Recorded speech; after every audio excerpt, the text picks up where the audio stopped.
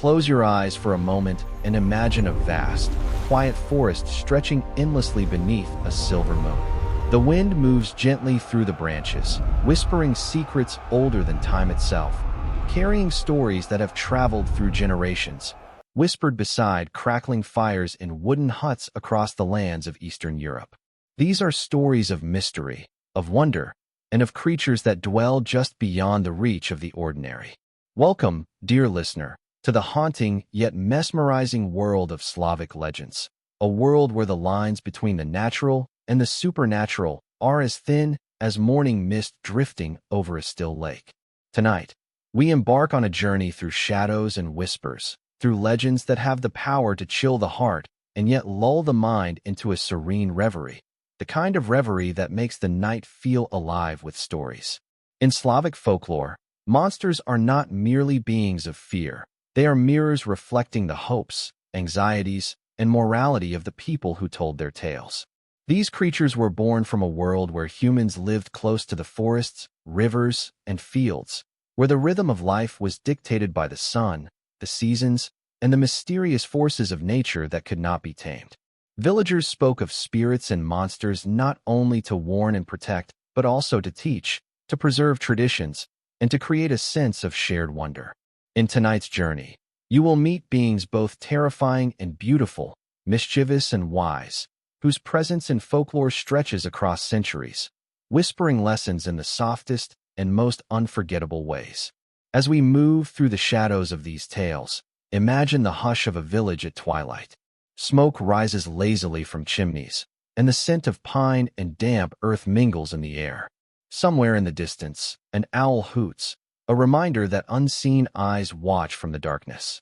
It is here, between the comfort of home and the untamed wilderness, that these legends come alive. Each story we will explore carries the echoes of people long gone, of cultures rooted in the soil and the rivers, of fears that are as human as the desire for warmth and safety beside a hearth.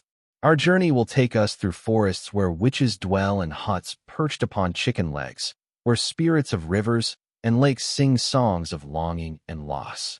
You will meet guardians who protect households yet demand respect, tricksters who teach lessons with quiet mischief, and fearsome beasts whose presence fills the imagination with awe rather than dread.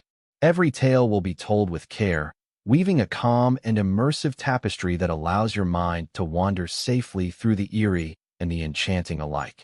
There is a rhythm to these stories, a soothing cadence that guides the listener gently, the same way the rustle of leaves or the ripple of water can calm the senses even as the mind dances with curiosity. As we begin, it is important to remember that these monsters, though frightening in their description, exist in the delicate space between reality and imagination. They are shadows cast by human experience, embodying everything from the dangers of wandering too far into the forest to the consequences of moral choices, and even the mysteries of life and death itself. They are reflections of a world where the natural and supernatural coexist, where the unseen carries weight and meaning, and where imagination breathes life into the everyday.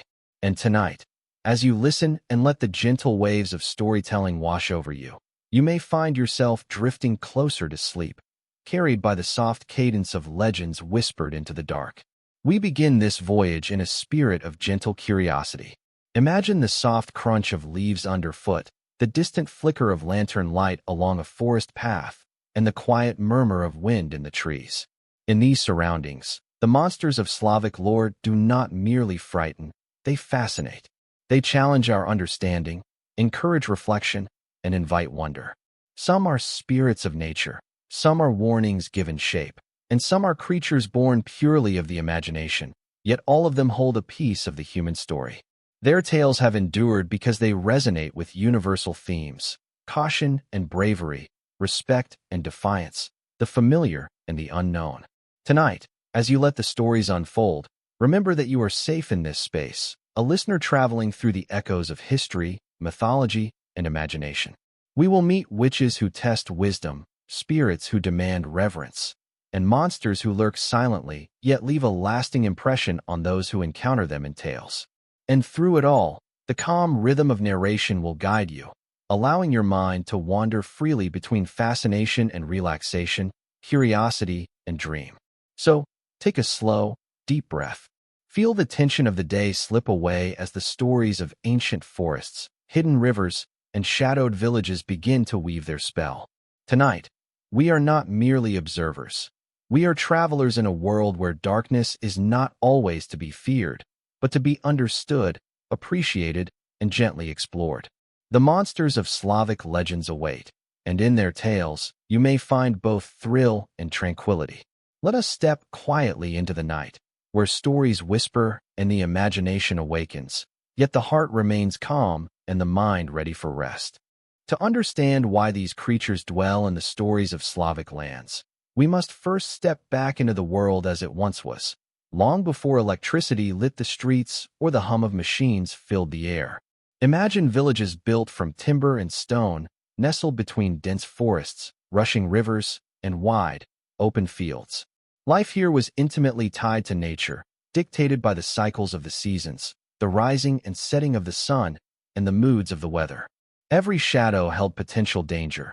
Every rustling leaf could signal the presence of a creature unseen, and every sound in the night required careful attention. In such a world, it is little wonder that humans imagine monsters, sometimes to explain what they could not understand, sometimes to give form to their deepest fears, and sometimes to teach lessons that kept communities safe. Slavic folklore is a mirror reflecting these lives, a tapestry woven from the hopes, anxieties, and observations of those who lived close to the land. Forests were places of both sustenance and peril. They offered berries, game, and firewood, yet concealed wolves, bears, and creatures that could harm the unwary. Rivers and lakes were sources of water and food, but could also be treacherous, swallowing those who ventured too close or tempting the unwary with their mysterious beauty. It is within these landscapes that the imagination gave birth to beings like the Vodianoi, the Rusalka, and the Leshy, spirits that both inhabit and guard these natural realms. Through them, people found a way to explain the unpredictable, to respect the environment, and to navigate life with caution and wisdom. Monsters in Slavic folklore are not merely figures of fear, they are symbols. Each being carries layers of meaning that speak to the values, warnings, and beliefs of the culture. The Baba Yaga, for example, is not simply a witch. She is a test of wisdom, patience, and courage. The Domovoi, the tiny household spirit, embodies the need for respect within the home and the consequences of neglecting one's family and hearth. Even the terrifying Zmei Goranik, a multi-headed dragon, represents the chaos and danger that lurks beyond the borders of the known world, challenging the hero's courage and resolve. Through these creatures, the folklore does more than entertain. It educates, protects, and preserves tradition. It is also important to consider the historical pressures that shape these myths. In Slavic lands, winters were long and harsh, with short days and frozen nights. Villages were isolated, and survival depended on careful planning and communal cooperation. These environmental conditions amplified the fear of the unknown, the unseen, and the dangerous. Tales of monsters were shared around fires not only to pass the time, but also to instill caution in the young, to encourage respect for elders, and to maintain harmony with the forces of nature. A story whispered at night could teach lessons that no simple warning could, embedding wisdom deep into the imagination and memory. The cultural significance of these legends extends beyond mere survival. They are a reflection of the human desire to understand the world, to create order from chaos, and to find meaning in experiences that cannot always be explained. The forests, rivers, and villages of Slavic lands were as alive in the imagination as they were in reality, and the monsters that populated them were bridges between the natural and supernatural, the known and the mysterious. Listening to these stories, even today, allows us to sense the world as those who came before us did, a world full of wonder, caution, and subtle beauty. Yet, there is a gentle balance in these tales. While the monsters may appear frightening, they often exist within rules, customs, and boundaries. They are rarely mindless or cruel without reason. They are guardians, teachers, and sometimes guides.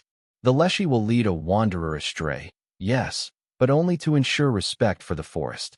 The rusalka may pull a careless swimmer into the depths, yet her presence reminds us of the power and mystery of water.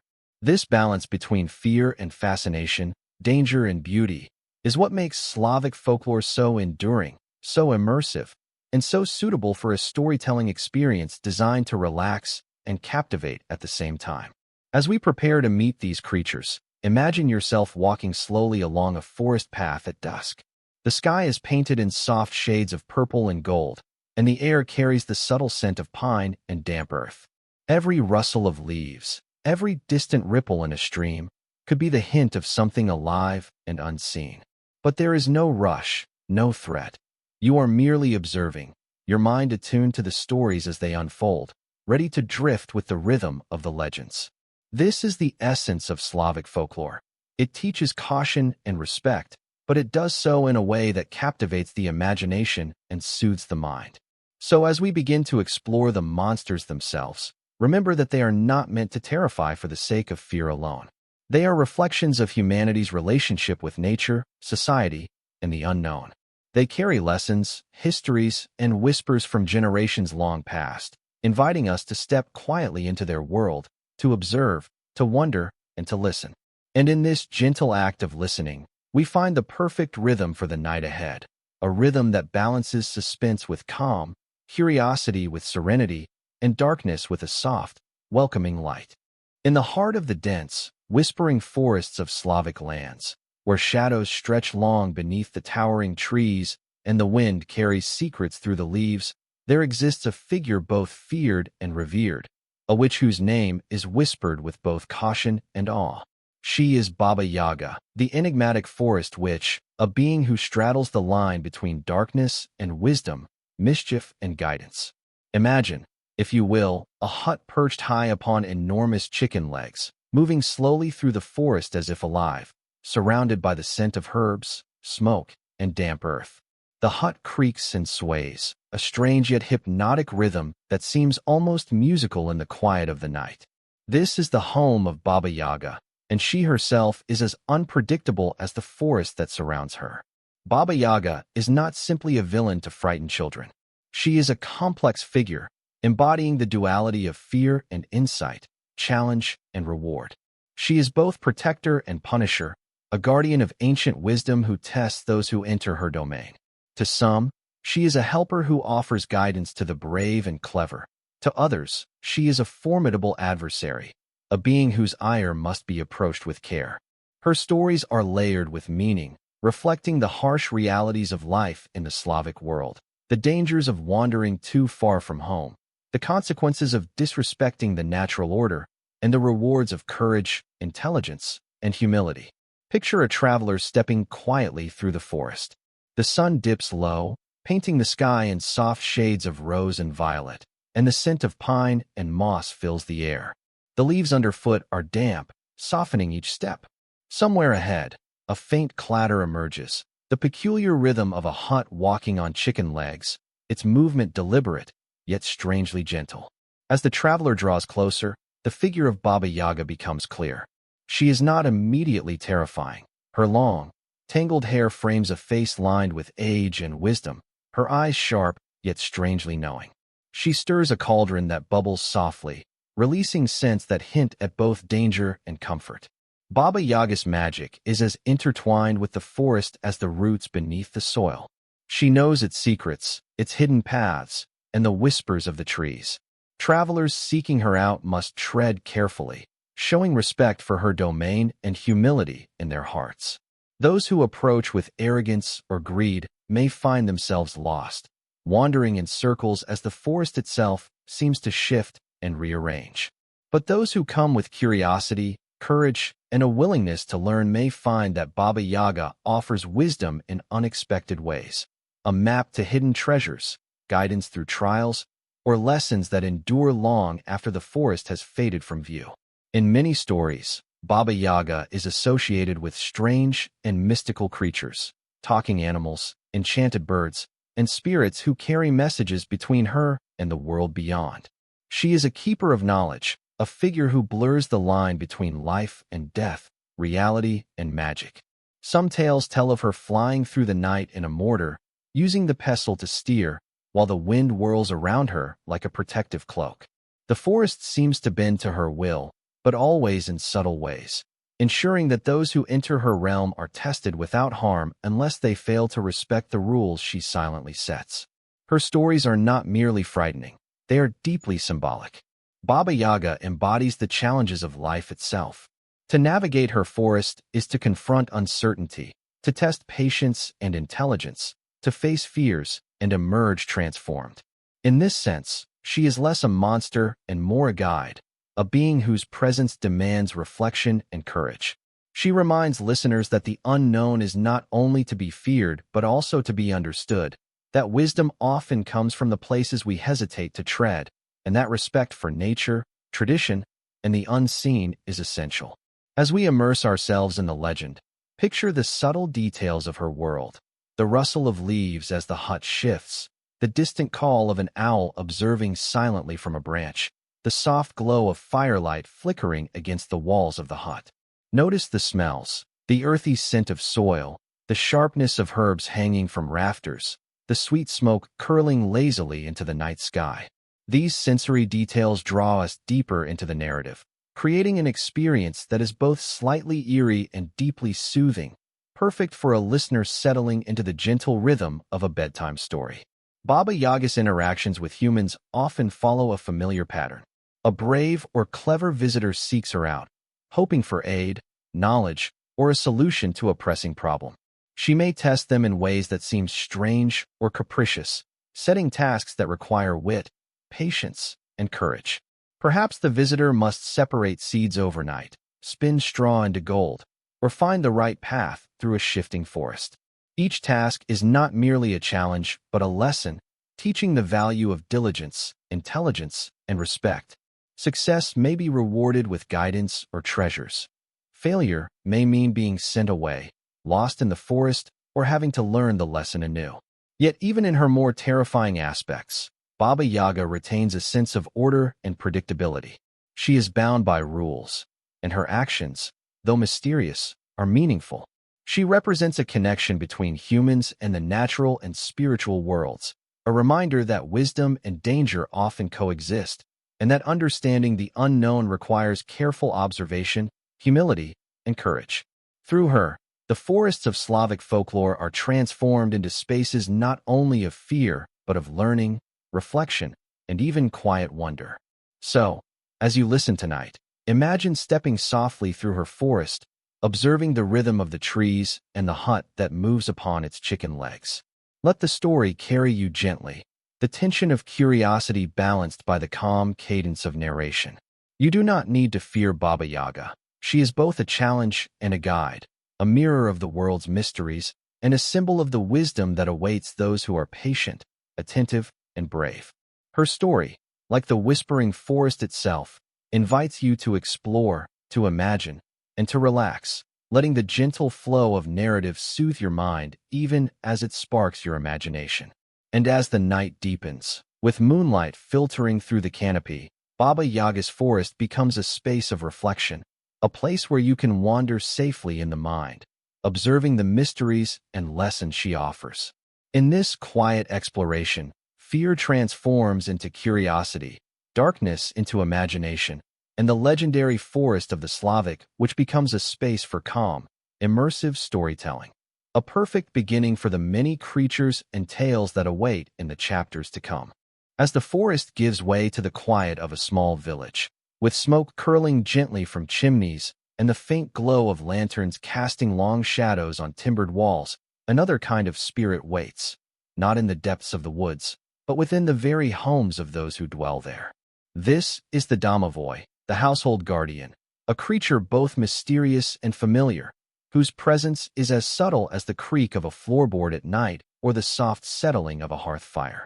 Unlike the witches and forest monsters who roam wild landscapes, the domovoi inhabits the domestic space, reminding us that even the comfort of home is not without its secrets. The domovoi is small, often imagined as a tiny, elderly man with a long beard and deep, knowing eyes. He may be invisible to the careless observer, yet he watches attentively over the household, protecting its occupants and their livestock from harm. Traditionally, he is a benevolent spirit, ensuring that the home runs smoothly, the fires stay warm, and the family remains safe from misfortune. But the domovoi is also a creature of temperament. He demands respect, and should the household be neglected or the family act with arrogance or cruelty, his protection can shift into mischief or even mild malevolence. A knocked-over broom, misplaced utensils, or sudden disturbances in the night might all be the subtle signs of his discontent. Imagine walking softly through a cozy village home at dusk. The wooden floors are polished but worn from years of footsteps. The hearth glows with a soft, welcoming light. The scent of bread baking in the oven drifts through the air. Somewhere in the corner, almost imperceptibly, a shadow stirs. It is the domovoi, unseen yet attentive, ensuring that every action within the home maintains harmony. He is a reminder that attention and care, even in the simplest domestic tasks, are valuable, not just for the smooth running of the household, but as a reflection of respect for the unseen forces that support daily life. Legends tell of households that flourished under the domovoi's guidance. Families who treated their invisible guardian with care would wake to find chores mysteriously completed, fires stoked, or livestock thriving. He is particularly known for protecting children, often tucking them safely into bed or offering gentle nudges to warn of danger. In some stories, the domovoi can even predict the future, whispering hints of good fortune or cautionary advice in dreams. To maintain his favor, households would leave small offerings, sometimes a bowl of milk or bread, acknowledging his presence and the quiet guidance he provides. Yet, the domovoi is not purely benign. He is also a trickster in subtle ways, testing the attentiveness and humility of the household. If angered, he may hide objects, create small disturbances, or even make minor accidents occur, prompting reflection and care from the family. These stories are not meant to frighten, but rather to instill a gentle respect for home, work, and the unseen forces that inhabit our spaces. The domovoi teaches that attention to detail, patience, and humility are not just virtues, but pathways to harmony and protection.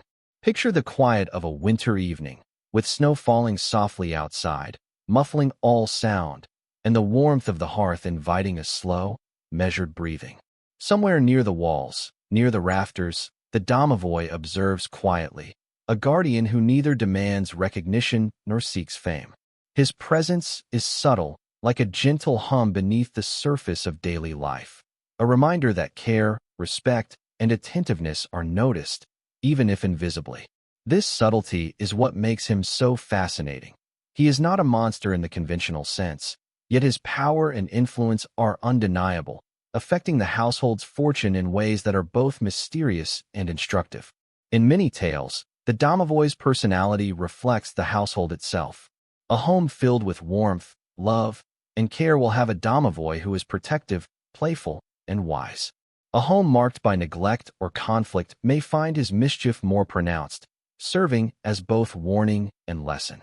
He mirrors the values and behaviors of those he watches over, creating a subtle dialogue between humans and the spirit world, a dialogue conducted in quiet gestures, small movements, and the gentle rhythm of domestic life. As we explore these stories tonight, imagine the domovoi's gentle presence in your own mind's home. Perhaps he sits quietly by the hearth, unseen but attentive, guiding the household with care. Or perhaps he stirs softly in the shadows, a playful reminder to respect the spaces we inhabit, to be mindful of our actions, and to appreciate the subtle magic woven into the daily routines of life. His stories blend the ordinary with the extraordinary, teaching us that even in the most familiar places, the unseen can hold wisdom, mystery, and wonder. And so, as we drift further into the world of Slavic legends, leaving the forests of Baba Yaga behind, we enter the intimate space of the home, where the domovoi waits. His lessons are gentle, his guidance quiet, and his presence comforting. In this way, we begin to understand that monsters in Slavic folklore are not always terrifying. They can be teachers, protectors, and guides, quietly shaping the world around them. By listening closely, observing carefully, and respecting the rhythm of the tales, we can follow their stories into the night, where imagination flows gently, curiosity is nurtured, and the mind is softly prepared for sleep.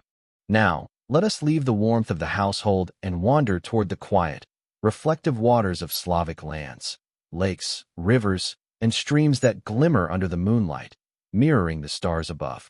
It is here that the Rizalki dwell, the ghostly water maidens whose presence has fascinated and unnerved generations. These spirits are born of both sorrow and beauty, often emerging from tragic tales of lives ended too soon, love unfulfilled, or families torn apart. Imagine the still surface of a lake, so calm that it seems to hold the sky itself, and then picture something stirring just beneath.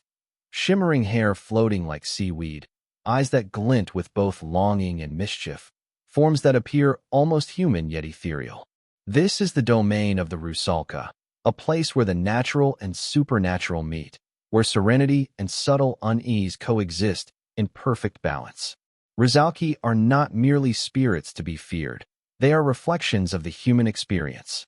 Many legends describe them as young women who died tragically, whether through unrequited love, betrayal, or untimely accidents. They linger near the water, drawn to the life and vitality of the living, their presence both alluring and sorrowful. In some tales, they tempt travelers and fishermen, drawing them closer with haunting songs and fluid movements. Yet in others, they are gentle observers, silent and melancholic, existing as reminders of the delicate boundaries between life and death. Through their stories, the Slavic imagination captures both the beauty of nature and the depth of human emotion, weaving fear and empathy into a single, captivating narrative. Imagine walking along a quiet riverbank at twilight. The water reflects the soft hues of sunset, pinks, purples, and silvers melting together like watercolor. A gentle breeze rustles through reeds, and somewhere, the faint trill of a bird adds to the delicate symphony of the evening.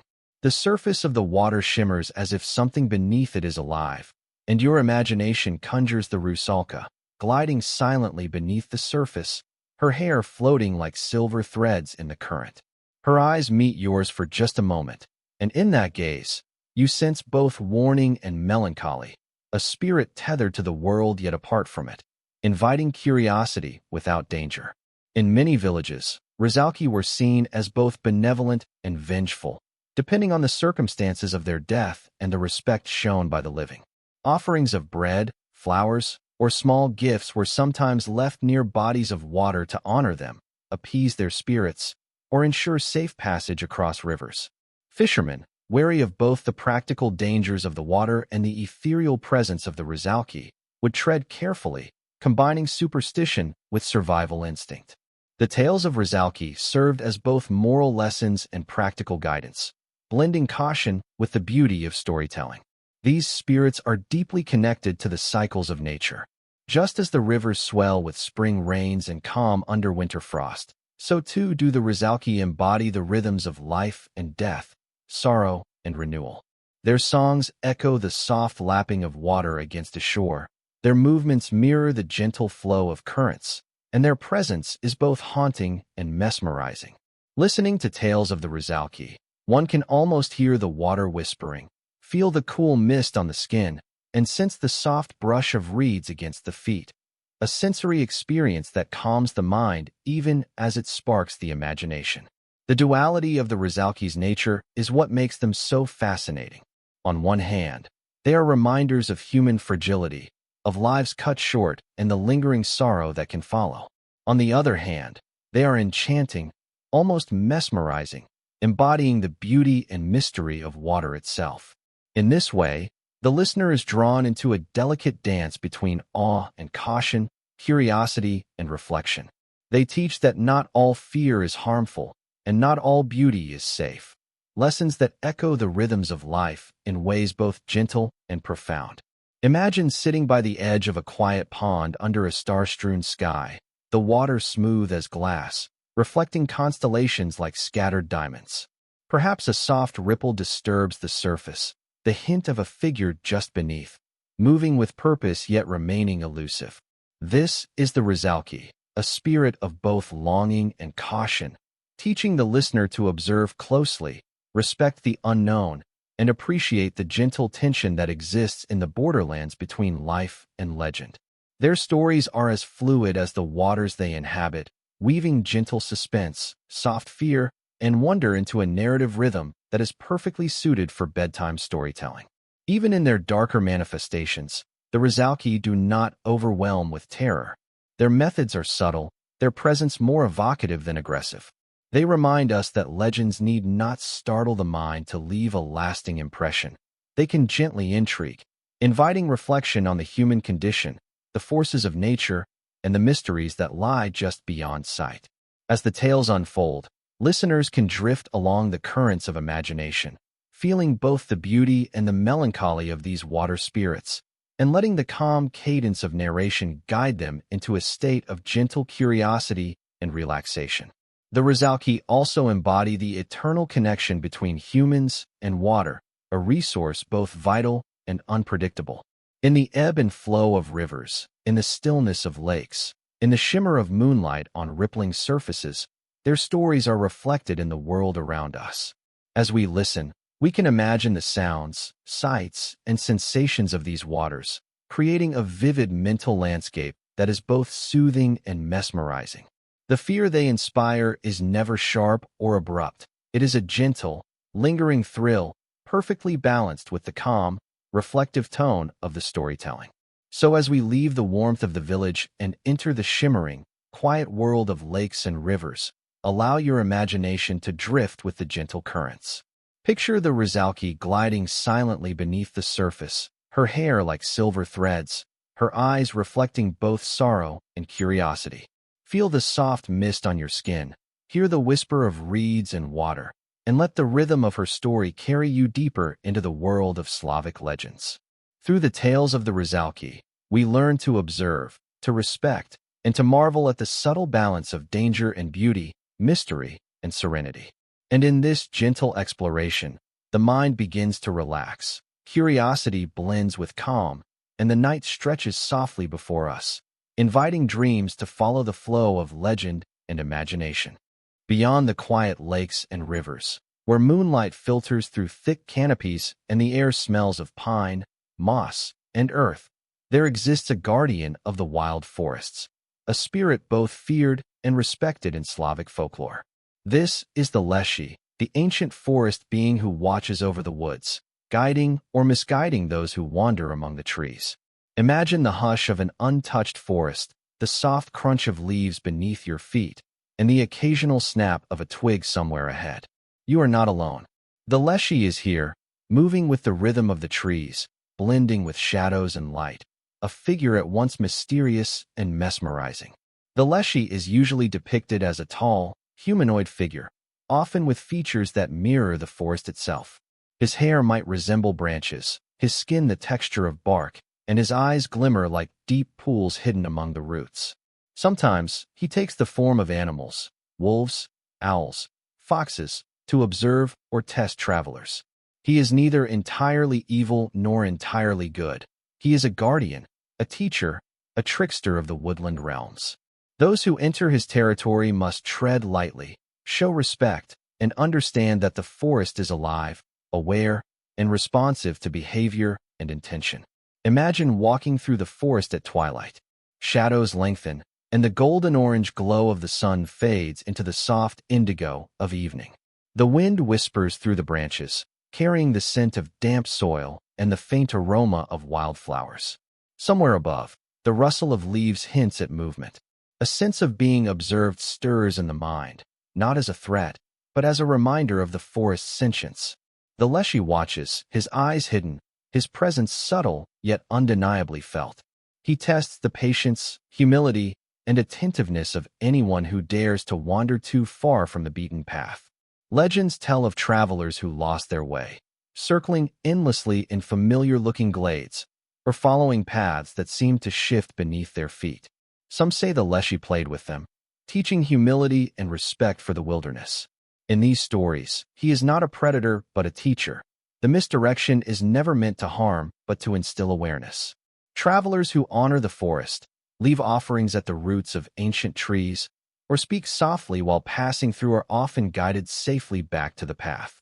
In this way, the Leshy serves both as a guardian of the forest and a mirror of human behavior.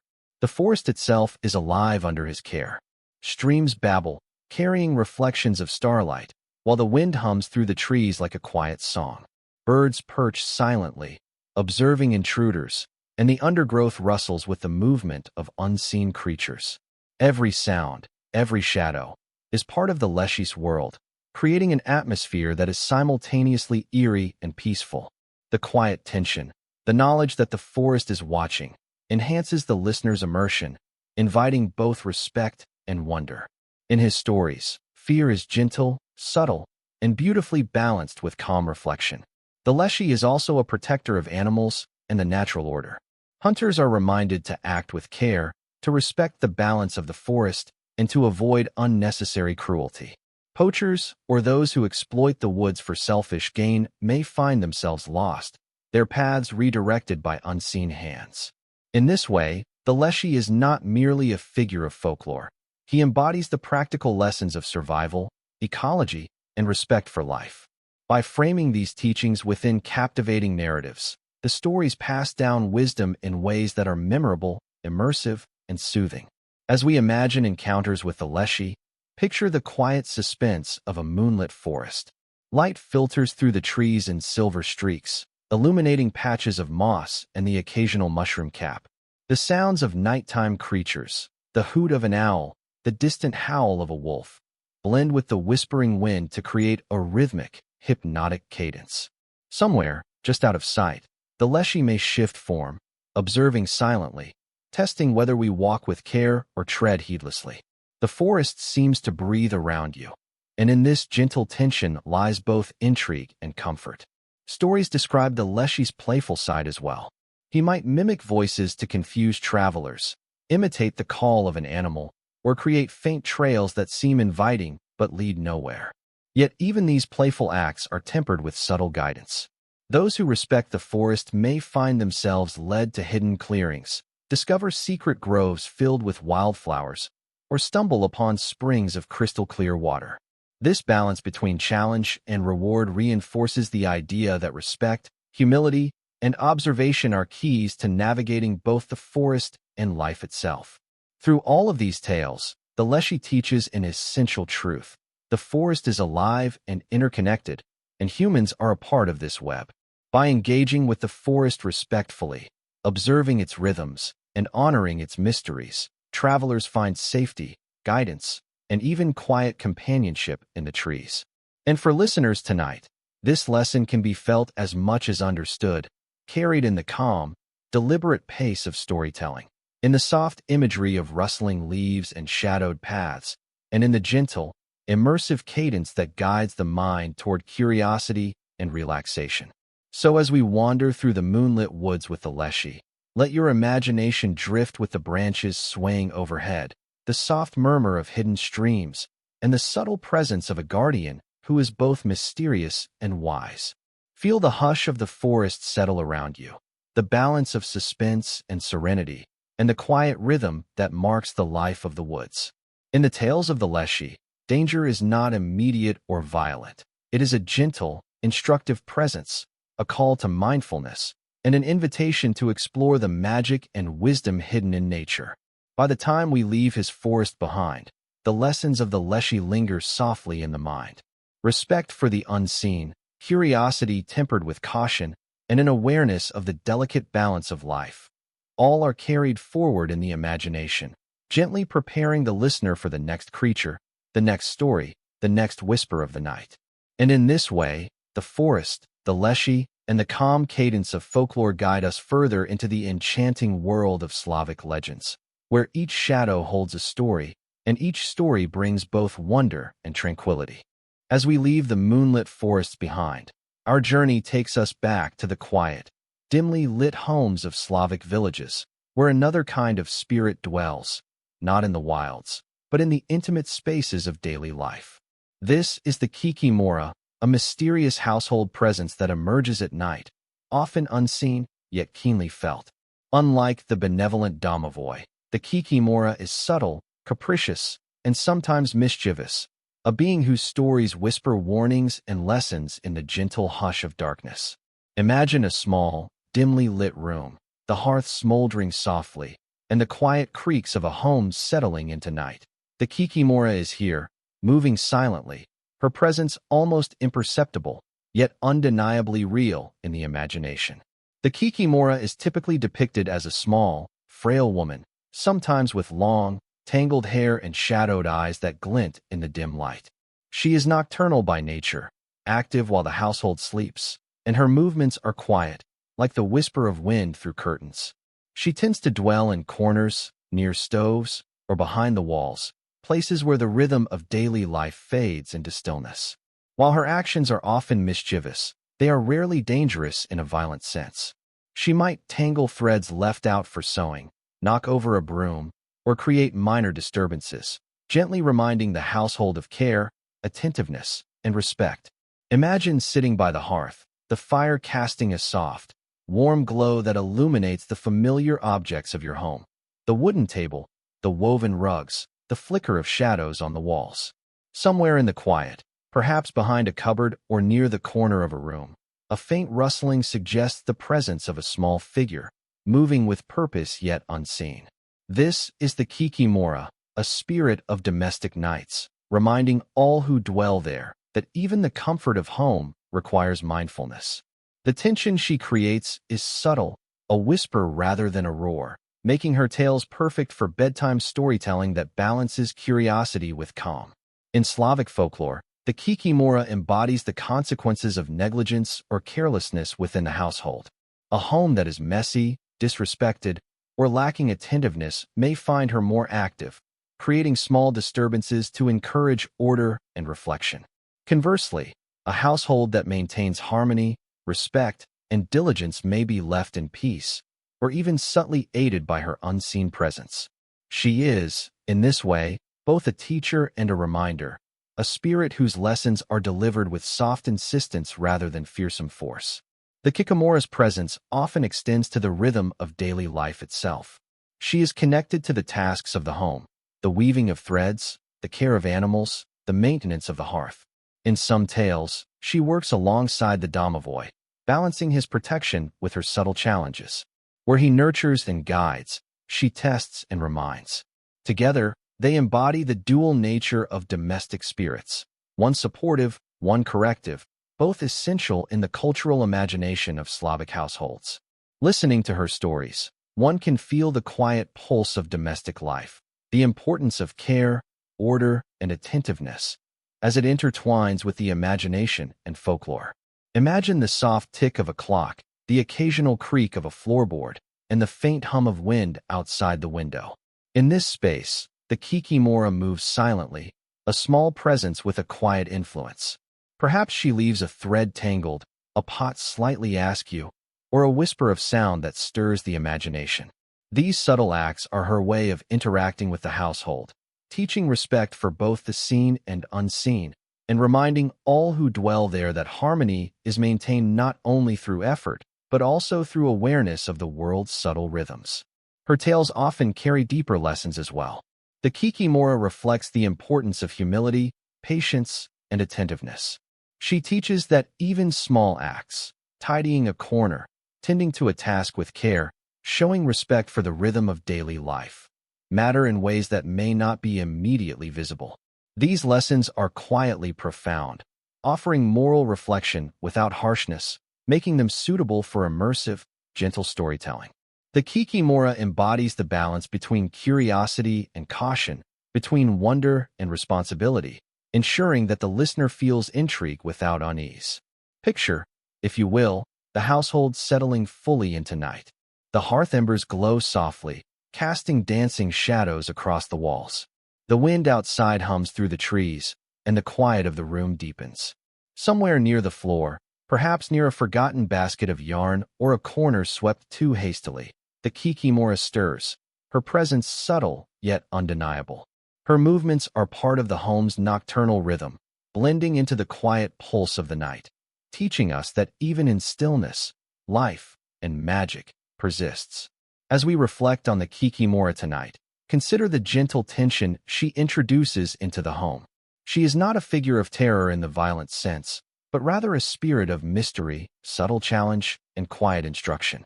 Her stories remind us that attention, care, and respect are essential, even in familiar places, and that the unseen world often mirrors the world we inhabit consciously. By imagining her movements and presence, listeners can explore curiosity, imagination, and mindfulness simultaneously, all within the calm cadence of a bedtime narrative. In this way, the Kikimora, like the domovoi and the forest spirits we have met, becomes a teacher in her own quiet, nocturnal manner. Her lessons are embedded in the rhythm of life, the gentle mysteries of domestic spaces, and the balance between action and observation. Through her stories, the mind is invited to wander safely, to explore imagination, and to absorb lessons of care, patience, and reflection, all while the body and spirit relax toward the gentle embrace of sleep. And so, as the household sleeps and the quiet night deepens, let the Kikimora's presence linger softly in your mind. Her whispers and subtle movements remind us that even in darkness, there is learning, curiosity, and wonder. And in this gentle awareness, the listener drifts further into the world of Slavic legends, ready for the next tale, the next creature, and the next step into the immersive, enchanting stories that await in the night. Beyond forests, rivers, and homes, in the vast open lands and high mountains of Slavic folklore, there exists a creature whose very name evokes awe and wonder: Zmej, the multi-headed dragon. Unlike the spirits that dwell quietly in domestic corners or along moonlit waters, Zmej embodies raw power and the boundless imagination of legend. Picture a massive, shadowed figure resting atop jagged cliffs, its scales shimmering in muted greens and golds beneath the twilight sky. Its heads rise and fall like the undulating hills themselves, each snout exhaling a faint plume of smoke. The air trembles softly with its presence, not with immediate danger, but with a thrilling sense of majesty and ancient might. Zmej is often depicted with 3, sometimes even 9, heads, each capable of independent thought and movement. Fire flickers from their mouths in legend, though in our gentle storytelling, imagine only the soft, smoky glow, a reminder of untamed power rather than a threat. This dragon guards treasures, boundaries, or secrets, often representing chaos, challenge, and the unknown in the world. Travelers, heroes, and villagers alike are tested by its presence, and tales describe cleverness, courage, and patience as the qualities necessary to navigate encounters with such a formidable creature. Imagine standing at the base of a mountain as the sun dips below the horizon, painting the sky in shades of lavender and deep rose. A soft wind carries the scent of pine and earth, rustling through tall grasses that sway like gentle waves. In the distance, the silhouette of Zmej emerges, colossal and enigmatic. Its movements are deliberate, the heads turning slowly as if scanning the horizon, observing the world below. The dragon's presence is more awe-inspiring than frightening, a reminder that some forces exist beyond human control, and yet, even these forces are governed by their own rules and rhythms. Zmej is not merely a force of destruction. It is a figure of narrative and moral significance. In stories, heroes often face the dragon as part of a rite of passage, a trial that tests intelligence, bravery, and patience. Success is never easy. It requires understanding, strategy, and respect for the dragon's power. Those who succeed are rewarded, often with treasures, wisdom, or the resolution of long-standing conflicts. In this sense, Zmej embodies the universal themes of challenge, growth, and balance. By facing the dragon, characters, and listeners by extension, learn that courage tempered with respect and cleverness is far more valuable than reckless bravery. Picture the dragon's eyes, gleaming faintly like amber in the evening light, each gaze carrying depth and intelligence. Even in their mythical ferocity, the heads of Zmej are not mindless. Each breath, each movement, each turn of a head is purposeful, echoing the order within what seems chaotic. The mountains around it rise and fall like the rhythm of its being, the wind and shadows bending gently to its presence. This is the essence of the dragon in storytelling, a living embodiment of the tension between fear and fascination, power and wisdom, challenge and reward. In many tales, Zmej serves as both antagonist and teacher, By confronting the dragon, heroes, and by listening, we learn the value of patience, cunning, and courage. The dragon's multiple heads can be seen as metaphors for complex challenges in life, each demanding attention and thoughtfulness. A single misstep might be dangerous, yet careful observation and respect can transform even the most daunting obstacle into an opportunity for growth. In bedtime storytelling, this transformation is softened, focusing on wonder, awe, and the gentle rhythm of suspense rather than sheer terror. The dragon's lair, often described in lush, sensory detail, is an integral part of the tale. Imagine a cavern adorned with glimmering stones, the faint shimmer of gold and silver catching the last rays of sunlight, filtering through cracks in the rock. The scent of earth, minerals, and the faint hint of smoke fills the air. It is quiet, except for the soft, deliberate movement of the dragon and the occasional drip of water echoing through the cavern. This setting, rich in imagery, creates a mental space for the listener, immersive, detailed, and soothing, while maintaining a sense of adventure and discovery. Stories of Zmei Gorenik often include encounters with clever heroes who must outwit the dragon. Perhaps a riddle is solved, a head tricked into speaking falsely, or patience exercised until the right moment to act arises. These narratives highlight problem-solving, courage, and ingenuity, teaching lessons in creativity and observation. Even in tales that describe conflict, the dragon is a teacher more than a mere adversary. The rhythm of the narrative mirrors the ebb and flow of suspense and resolution, ensuring that the listener remains engaged, immersed, yet relaxed as the story unfolds. As we visualize Zmei Gorenik tonight, imagine the soft glow of its scales under moonlight, the faint, smoky warmth rising from its nostrils, and the serene, measured rise and fall of its massive bodies. Its presence dominates the landscape, yet there is balance, an understanding that even the most formidable beings operate within their own rules. In this balance, the listener finds both awe and calm, a gentle fascination that stimulates imagination without creating tension too sharp for bedtime storytelling. The dragon also reminds us of the vastness of the world in Slavic imagination. Forests, rivers, and homes may harbor spirits and minor mysteries, but mountains and open lands hold legends of immense, ancient power. Zmei Gorenik embodies the scale of imagination, the grandeur of challenge, and the wisdom that can come from confronting and respecting forces greater than ourselves.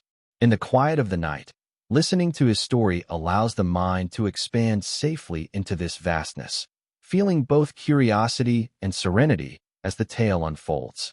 And so, as the twilight deepens and the wind whispers softly through the valleys, imagine standing safely at the edge of the dragon's domain.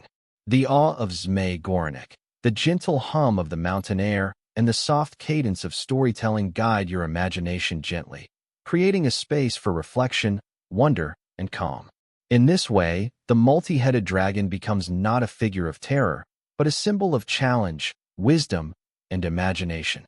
A perfect companion for the slow descent into sleep and dreams that will carry the listener further into the magical world of Slavic legends. While many spirits dwell in the quiet of night or the depths of shadowed forests, there are those who appear in the full light of day, reminding villagers of the unseen forces that govern even the brightest hours. Poludnica, the noon demon, is one such presence in Slavic folklore. Unlike nocturnal beings or guardians of the home, she emerges at midday, a time when the sun is at its peak, casting sharp shadows across fields of golden wheat and tall grass. Imagine standing alone in the sunlit plains, the warmth on your skin, the rustle of grain in the breeze, and then sensing a presence, a figure gliding almost imperceptibly among the stalks, both warning and fascination intertwined in her very being. Poludnica is often described as a tall, slender woman, ethereal yet commanding, clothed in white or pale garments that shimmer faintly in the heat of midday. Her face is both beautiful and unsettling, serene yet hinting at danger.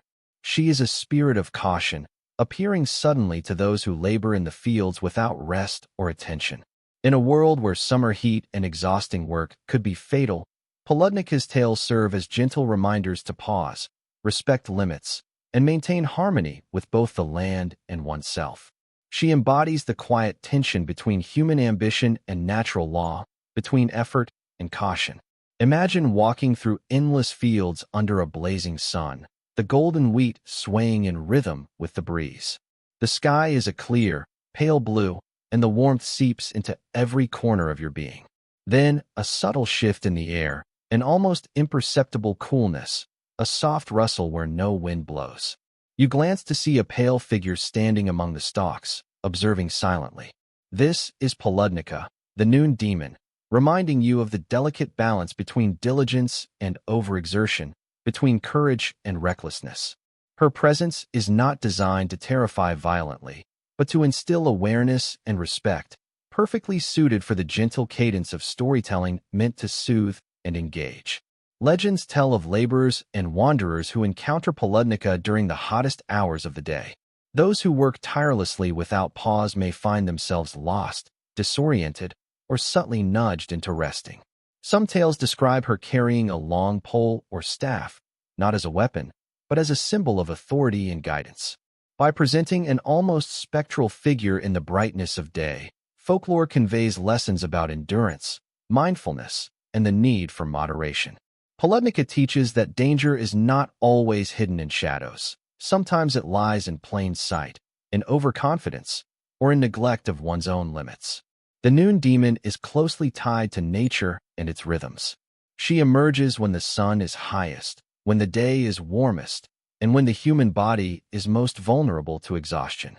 Her presence in folklore emphasizes the importance of respecting these natural cycles, honoring the Earth's pace, and listening to the subtle signals of the environment. Even as she tests those who work in the fields, she does so with a sense of balance and order.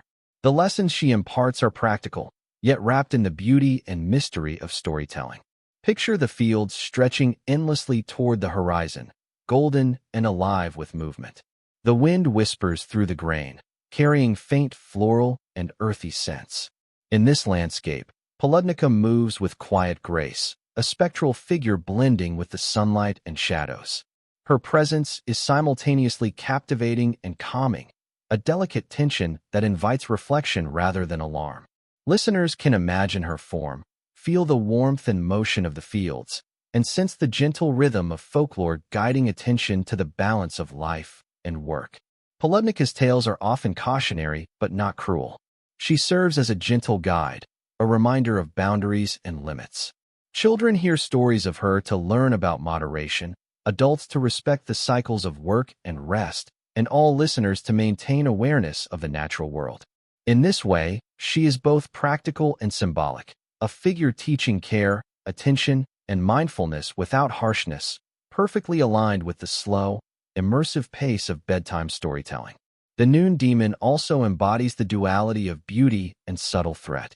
She is enchanting to behold, her form graceful and almost otherworldly, yet her presence carries weight and authority. This balance keeps the listener engaged, invoking curiosity, reflection, and gentle suspense without overwhelming the mind. It is in this duality, soft awe tempered with caution, that Poludnica's story becomes both memorable and relaxing, a model of the Slavic approach to folklore, instruction and wonder combined.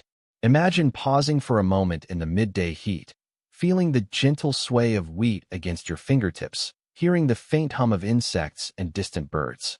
Somewhere nearby, almost imperceptibly, Poludnica watches, a reminder to respect the sun, the land, and yourself. Her subtle movements, the soft rustle of her skirts through the stalks, and the faint coolness that follows in her presence, all create a sensory tapestry that draws listeners deeper into the legend. In this immersive experience, the tension is soft, the wonder gentle, and the mind ready to drift into imagination and reflection. As we conclude this tale of the noon demon, consider the lessons she offers: vigilance and care in labor, respect for natural rhythms, and awareness of subtle forces that influence our lives. Poludnica is not a figure of fear in the dramatic sense, but a reminder that even in the brightest, sunniest moments, mindfulness and respect are essential. Her story flows gently, guiding imagination and curiosity, while maintaining the calm, soothing tone necessary for relaxation and bedtime immersion.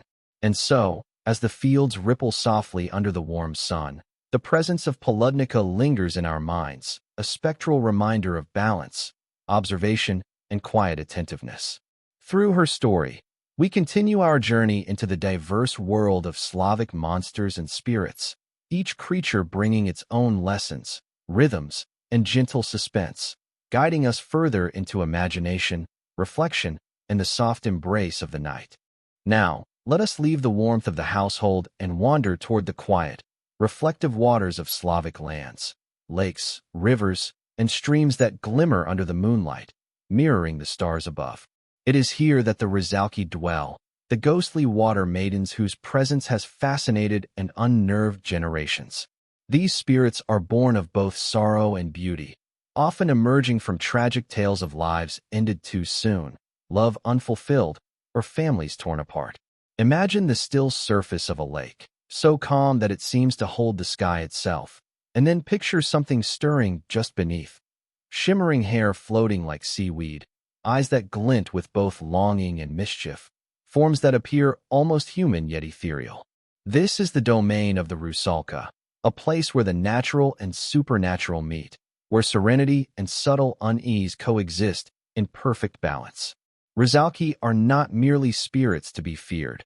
They are reflections of the human experience. Many legends describe them as young women who died tragically, whether through unrequited love, betrayal, or untimely accidents.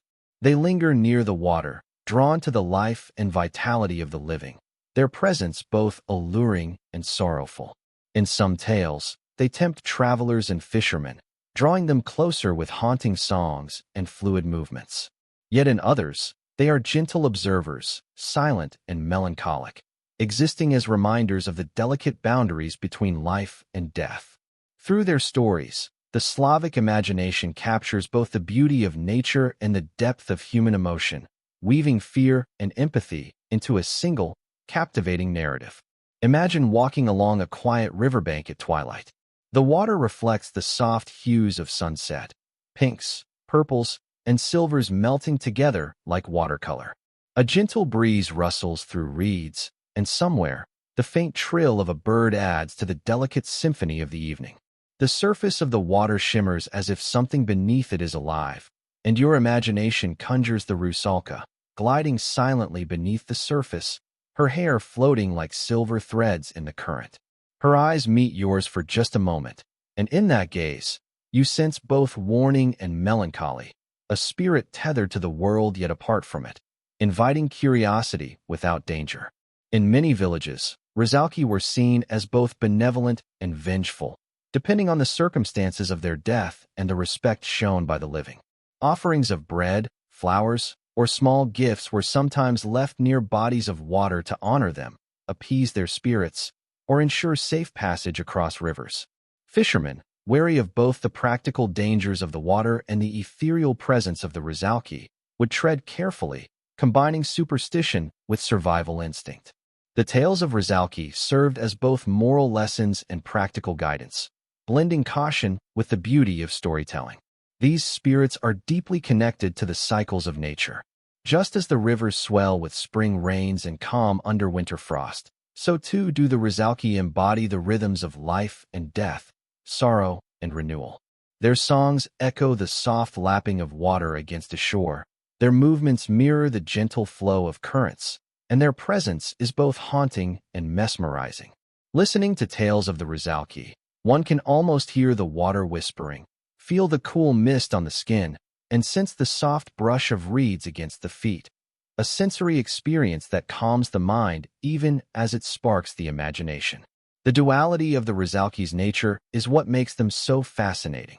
On one hand, they are reminders of human fragility, of lives cut short and the lingering sorrow that can follow. On the other hand, they are enchanting, almost mesmerizing, embodying the beauty and mystery of water itself. In this way, the listener is drawn into a delicate dance between awe and caution, curiosity and reflection. They teach that not all fear is harmful, and not all beauty is safe. Lessons that echo the rhythms of life in ways both gentle and profound. Imagine sitting by the edge of a quiet pond under a star-strewn sky, the water smooth as glass, reflecting constellations like scattered diamonds. Perhaps a soft ripple disturbs the surface, the hint of a figure just beneath, moving with purpose yet remaining elusive.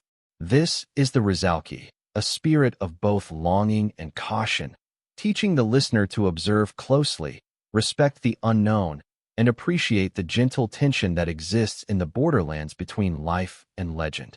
Their stories are as fluid as the waters they inhabit, weaving gentle suspense, soft fear, and wonder into a narrative rhythm that is perfectly suited for bedtime storytelling.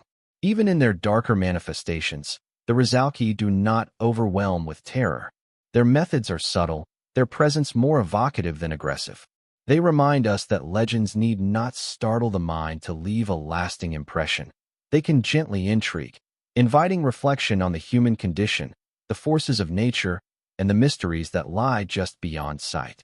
As the tales unfold, listeners can drift along the currents of imagination, feeling both the beauty and the melancholy of these water spirits, and letting the calm cadence of narration guide them into a state of gentle curiosity and relaxation. The Rizalki also embody the eternal connection between humans and water, a resource both vital and unpredictable. In the ebb and flow of rivers, in the stillness of lakes, in the shimmer of moonlight on rippling surfaces, their stories are reflected in the world around us. As we listen, we can imagine the sounds, sights, and sensations of these waters, creating a vivid mental landscape that is both soothing and mesmerizing. The fear they inspire is never sharp or abrupt. It is a gentle, lingering thrill, perfectly balanced with the calm, reflective tone of the storytelling. So as we leave the warmth of the village and enter the shimmering, quiet world of lakes and rivers, allow your imagination to drift with the gentle currents. Picture the Rizalki gliding silently beneath the surface, her hair like silver threads, her eyes reflecting both sorrow and curiosity. Feel the soft mist on your skin, hear the whisper of reeds and water, and let the rhythm of her story carry you deeper into the world of Slavic legends. Through the tales of the Rizalki, we learn to observe, to respect, and to marvel at the subtle balance of danger and beauty, mystery and serenity. And in this gentle exploration, the mind begins to relax, curiosity blends with calm, and the night stretches softly before us, inviting dreams to follow the flow of legend and imagination. As we leave the flowing rivers and hidden waters behind, our journey carries us into the crisp, quiet expanses of winter, where frost coats the trees and the ground glitters like scattered diamonds under the soft light of dawn. Here dwells Morozko, the frost spirit, a figure both feared and admired in Slavic folklore. Unlike the domestic spirits or forest guardians, Morozko embodies the raw, untamed power of winter itself. Picture the hush of a frozen forest, the air so cold it tingles against your skin, and the faint glimmer of frost catching the early light. Somewhere in this icy silence, Morozko moves, an unseen force shaping the landscape, testing the resilience of those who traverse his domain. Morozko is often depicted as an elderly man, tall and slender, with a long white beard and piercing, icy eyes. His garments shimmer like frost in sunlight, and each breath he exhales seems to chill the surrounding air. He is neither purely malevolent nor entirely kind. He reflects the impartiality of winter itself. Travelers who respect the season, prepare adequately, and move with caution may find Morozko generous, guiding them safely or rewarding their prudence. Those who act arrogantly, underestimate the cold, or disrespect the natural order may find themselves facing harsh trials, frozen landscapes, and the sharp sting of winter's bite. Imagine walking through a snow-laden forest at dawn. The trees stand silently, their branches heavy with frost, and the ground crunches gently underfoot. A cold breeze stirs, carrying the scent of pine and the subtle tang of ice. In this serene yet formidable setting, Morozko's presence is felt, a quiet, commanding awareness that the winter world is alive and observing. His lessons are not delivered with violence, but with subtle power, teaching respect for nature's rhythms and the limits of human endurance. The tension is soft, the awe profound, making his tales perfect for immersive, sleep-friendly storytelling. In many legends, Morozko appears to travelers lost in the snow, offering both challenges and guidance. Some tales describe him testing the character of those he encounters, rewarding diligence, humility, and courage, while punishing laziness, greed, or arrogance. In one famous story, a kind-hearted girl is left to endure the harsh cold, but is ultimately aided by Morozko, while her cruel stepsister, who seeks an easy path, faces misfortune. These narratives emphasize moral lessons, the importance of character, and the idea that nature, like Morozko, responds to actions with impartiality and fairness. Imagine standing at the edge of a frozen river, the surface reflecting pale winter sunlight like glass. Each step echoes softly, and a gentle wind carries the faint shimmer of snowflakes through the air. Somewhere along the riverbank, an icy figure watches silently, observing your movements, waiting for the right moment to intervene or guide. This is Morozko, a spirit who blends challenge with care, power with subtlety. His story teaches us patience, respect, and awareness, all within a calm, immersive narrative that soothes the mind even as it captivates the imagination. Morozko's realm is rich with sensory detail. Snow crunches underfoot, branches creak under frost, and the icy wind carries a haunting melody as it passes through the pines. Streams and ponds are frozen solid, glinting like silver in the winter light, while distant mountains rise as silent guardians of the season. The frost spirit moves through this landscape effortlessly, shaping it with each step, a reminder of the immense and impartial power of nature. Through careful imagery, the listener is drawn into this frozen world, experiencing its beauty, challenge, and stillness without fear, yet with gentle intrigue. Legends also describe Morozko's interactions with other beings. Domestic spirits may seek shelter from his cold grasp, forest creatures scurry to survive, and travelers learn to navigate both the frozen wilderness and the moral landscape he embodies. He is both a literal and symbolic reflection of winter's duality, harsh yet beautiful, demanding yet rewarding.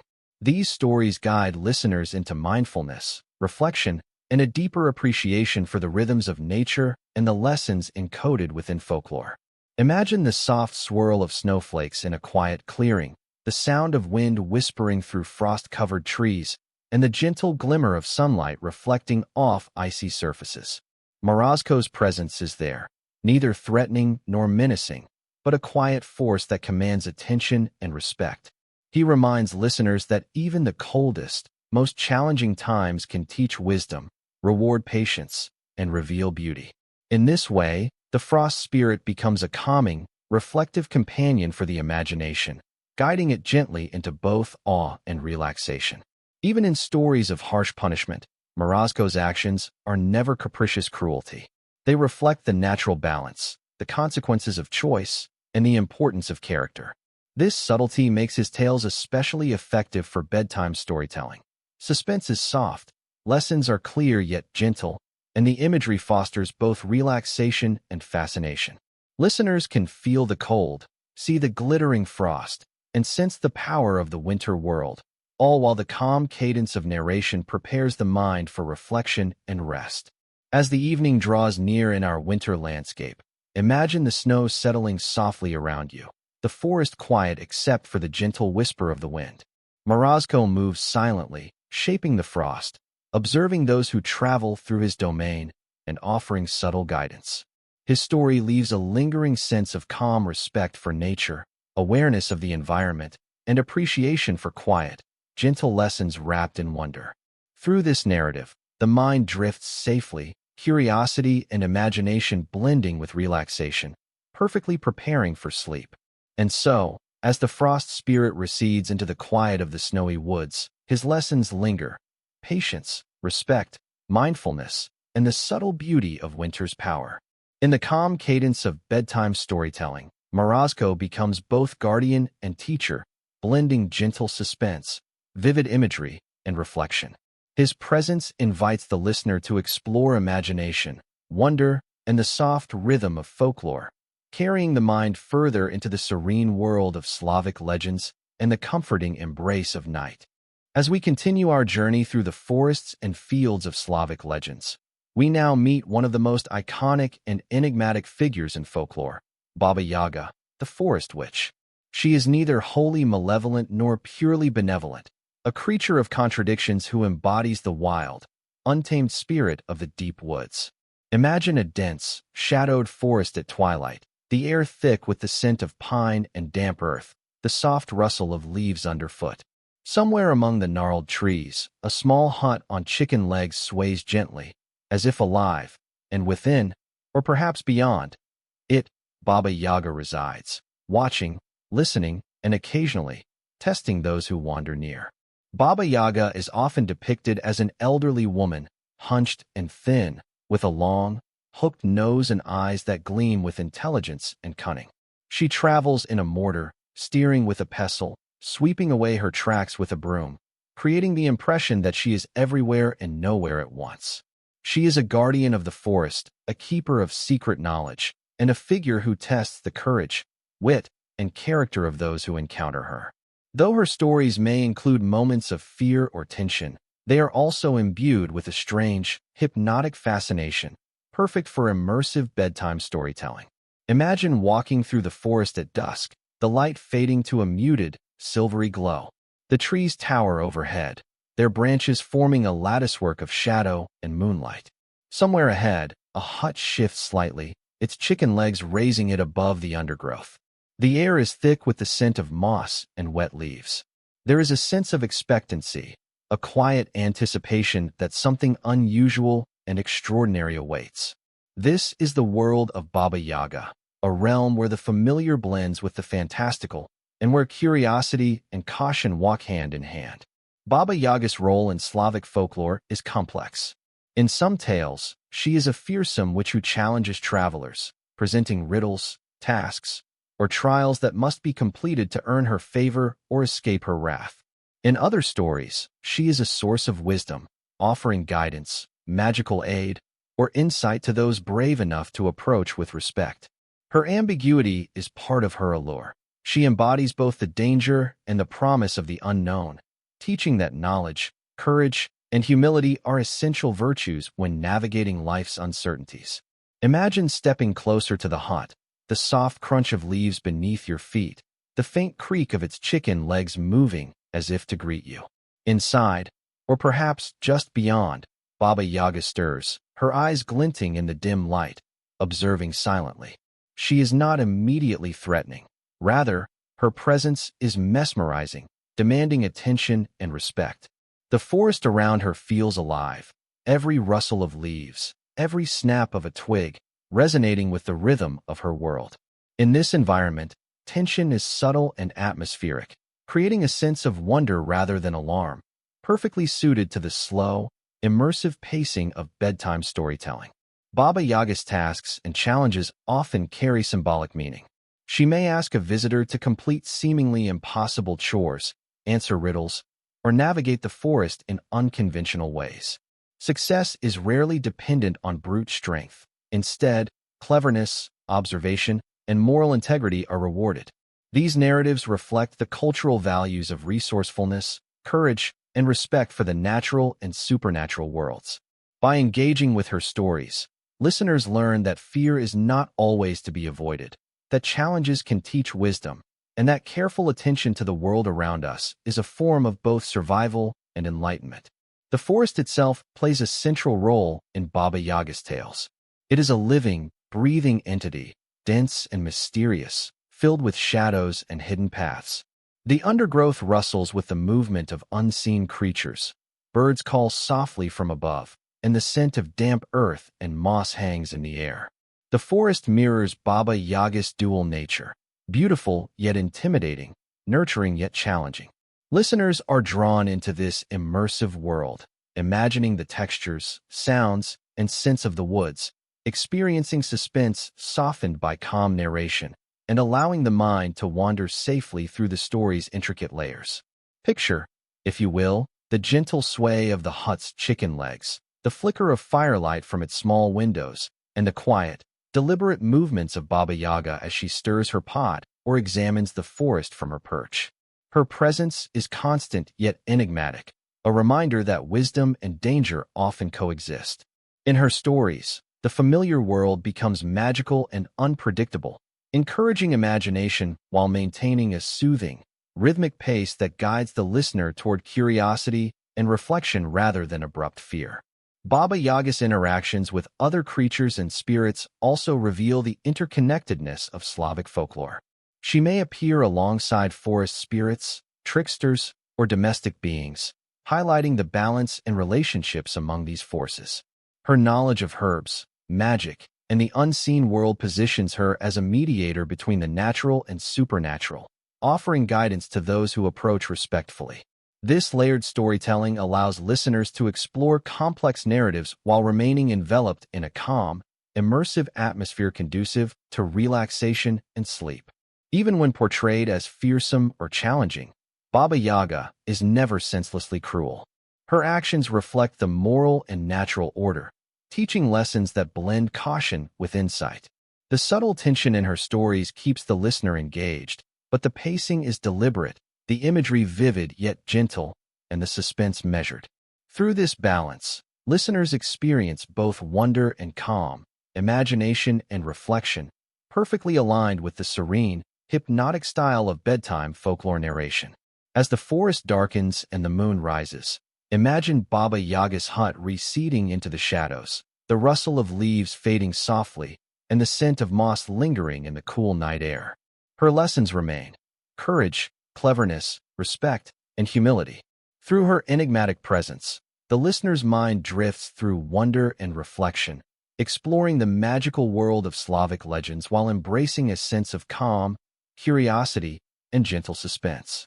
Baba Yaga, the forest witch, becomes a companion in the imagination, guiding the journey deeper into the rich tapestry of folklore, readying the mind for dreams that carry both wisdom and wonder.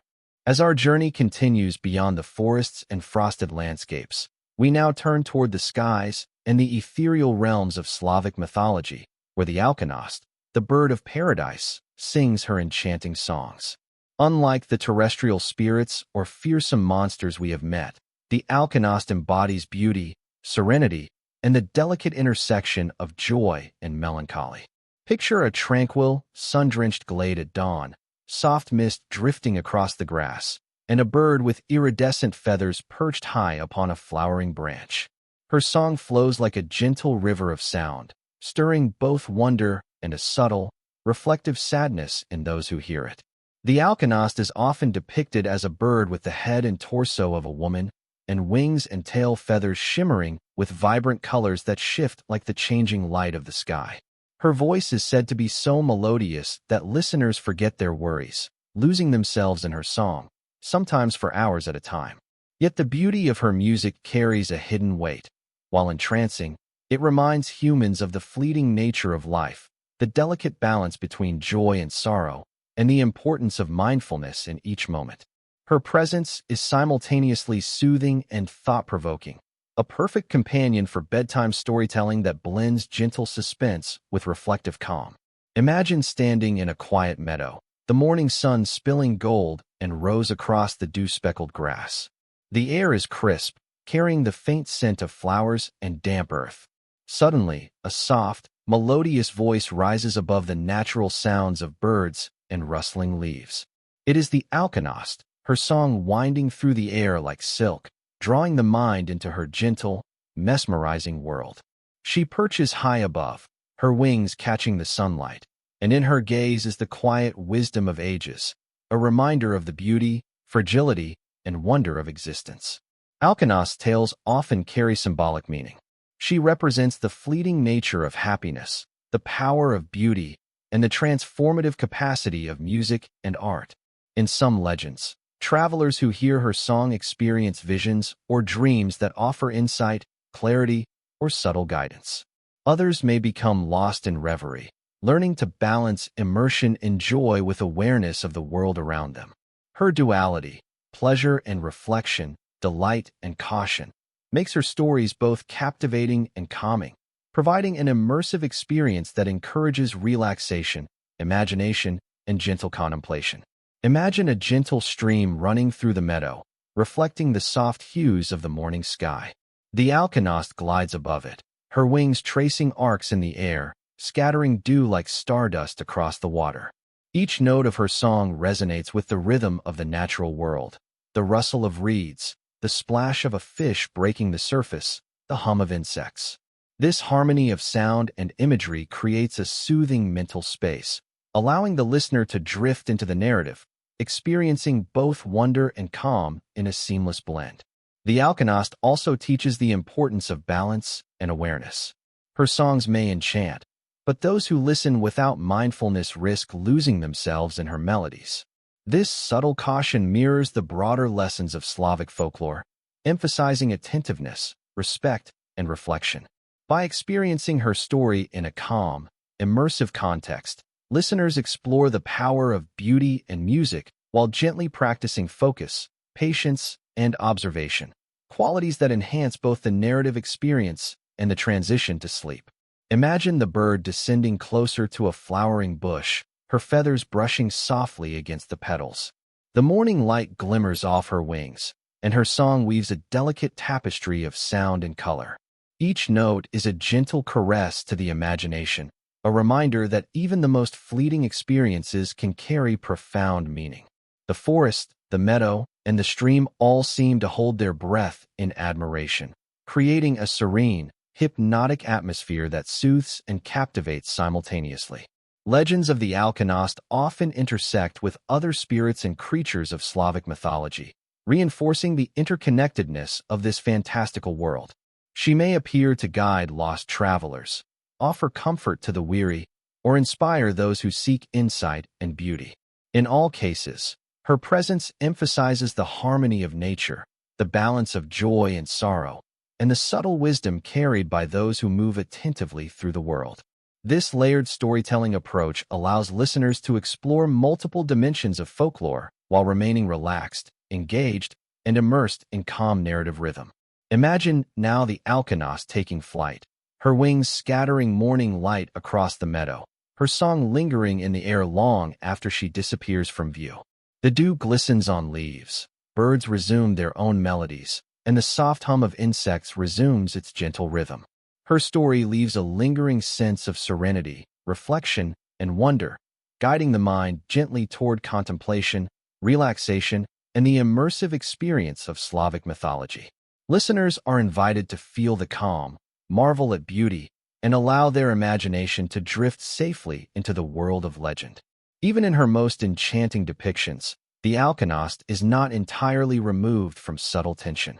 The awareness of her fleeting presence, the delicate balance of delight and melancholy in her song, and the reminder of life's transience create a reflective, gentle suspense. This tension is soft and immersive, guiding listeners into deep engagement without sharp fear or alarm. Her story exemplifies the calm, storytelling style of folklore for sleep. Vivid imagery, slow pacing, gentle moral reflection, and soothing sensory detail combine to create a deeply relaxing experience. As the sun rises higher and the morning warms the meadow, imagine the alchemist gliding farther into the sky, her song fading like a soft echo carried by the wind. Yet her presence remains in the mind, a reminder of beauty, harmony, and the quiet lessons hidden in everyday moments. Through her story, listeners explore imagination, reflection, and calm curiosity, experiencing a gentle immersion in the magical world of Slavic legends. In this way, the bird of paradise guides the mind further into the comforting, mesmerizing rhythm of folklore, preparing it for dreams filled with wonder, serenity, and subtle insight. Our journey now returns to the gentle yet mysterious waters of Slavic folklore, where the rusalka, the enchanting water nymph, dwells. Unlike the powerful and often fearsome Vodianoi, the rusalka embodies beauty, melancholy, and the delicate tension between attraction and caution. Picture a quiet riverbank at twilight, the water reflecting the soft hues of the setting sun, and a figure rising gracefully from beneath the surface. Her long hair drifts like flowing reeds, her eyes glimmer with ancient wisdom, and her presence is at once captivating and subtly haunting. The rusalka is often described as a young woman, radiant and otherworldly, with long hair that shimmers like liquid silver or gold in the sun. She lingers near lakes, rivers, or ponds, singing melodies that can charm anyone who listens. In some tales, she is born from tragic circumstances, such as untimely death or unfulfilled love, which infuse her with both sorrow and longing. Her songs are said to lull listeners into a trance, drawing them closer to the water. Yet the danger she represents is never overtly violent in our calming storytelling style. Rather, it is a soft, suspenseful tension, a reminder of the power and mystery inherent in the natural world. Imagine walking along a riverbank as twilight descends. The air is cool and carries the scent of damp earth, reeds, and wildflowers. The water moves quietly, its surface reflecting the fading colors of the sky. Then, a soft, melodic voice rises, weaving through the evening air. You glance toward the shimmer on the water and see her, a rusalka, her hair drifting like water plants, her eyes reflecting a world beyond human understanding. She does not demand attention, but her mere presence invites contemplation, curiosity, and gentle wonder. Rusalka's tales often carry symbolic weight. She embodies both the allure and the potential danger of unchecked desire or distraction. Listeners learn the value of attentiveness, balance, and respect for forces beyond human control. Her enchantments teach that beauty, while captivating, is intertwined with responsibility and mindfulness. These stories invite reflection on human emotions, choices, and the subtle lessons present in nature. Through her narrative, imagination is gently guided toward both awe and introspection, a perfect combination for bedtime storytelling. Imagine the gentle ripple of water as the rusalka moves beneath the surface. Each movement is graceful, deliberate, and serene, creating a hypnotic rhythm that mirrors the soft flow of the river itself. The surrounding reeds sway in gentle harmony. The evening breeze carries faint floral scents, and the soft hum of insects punctuates the stillness. This immersive sensory tapestry draws the listener into her world, creating calm engagement, subtle intrigue, and a gentle tension that is both soothing and captivating. In many legends, the rusalka's interactions with humans are complex. She may offer guidance, insight, or companionship, but always with the condition that respect and attentiveness are maintained. Those who approach carelessly may find themselves mesmerized, lost in thought or distraction, highlighting the importance of mindfulness and emotional awareness.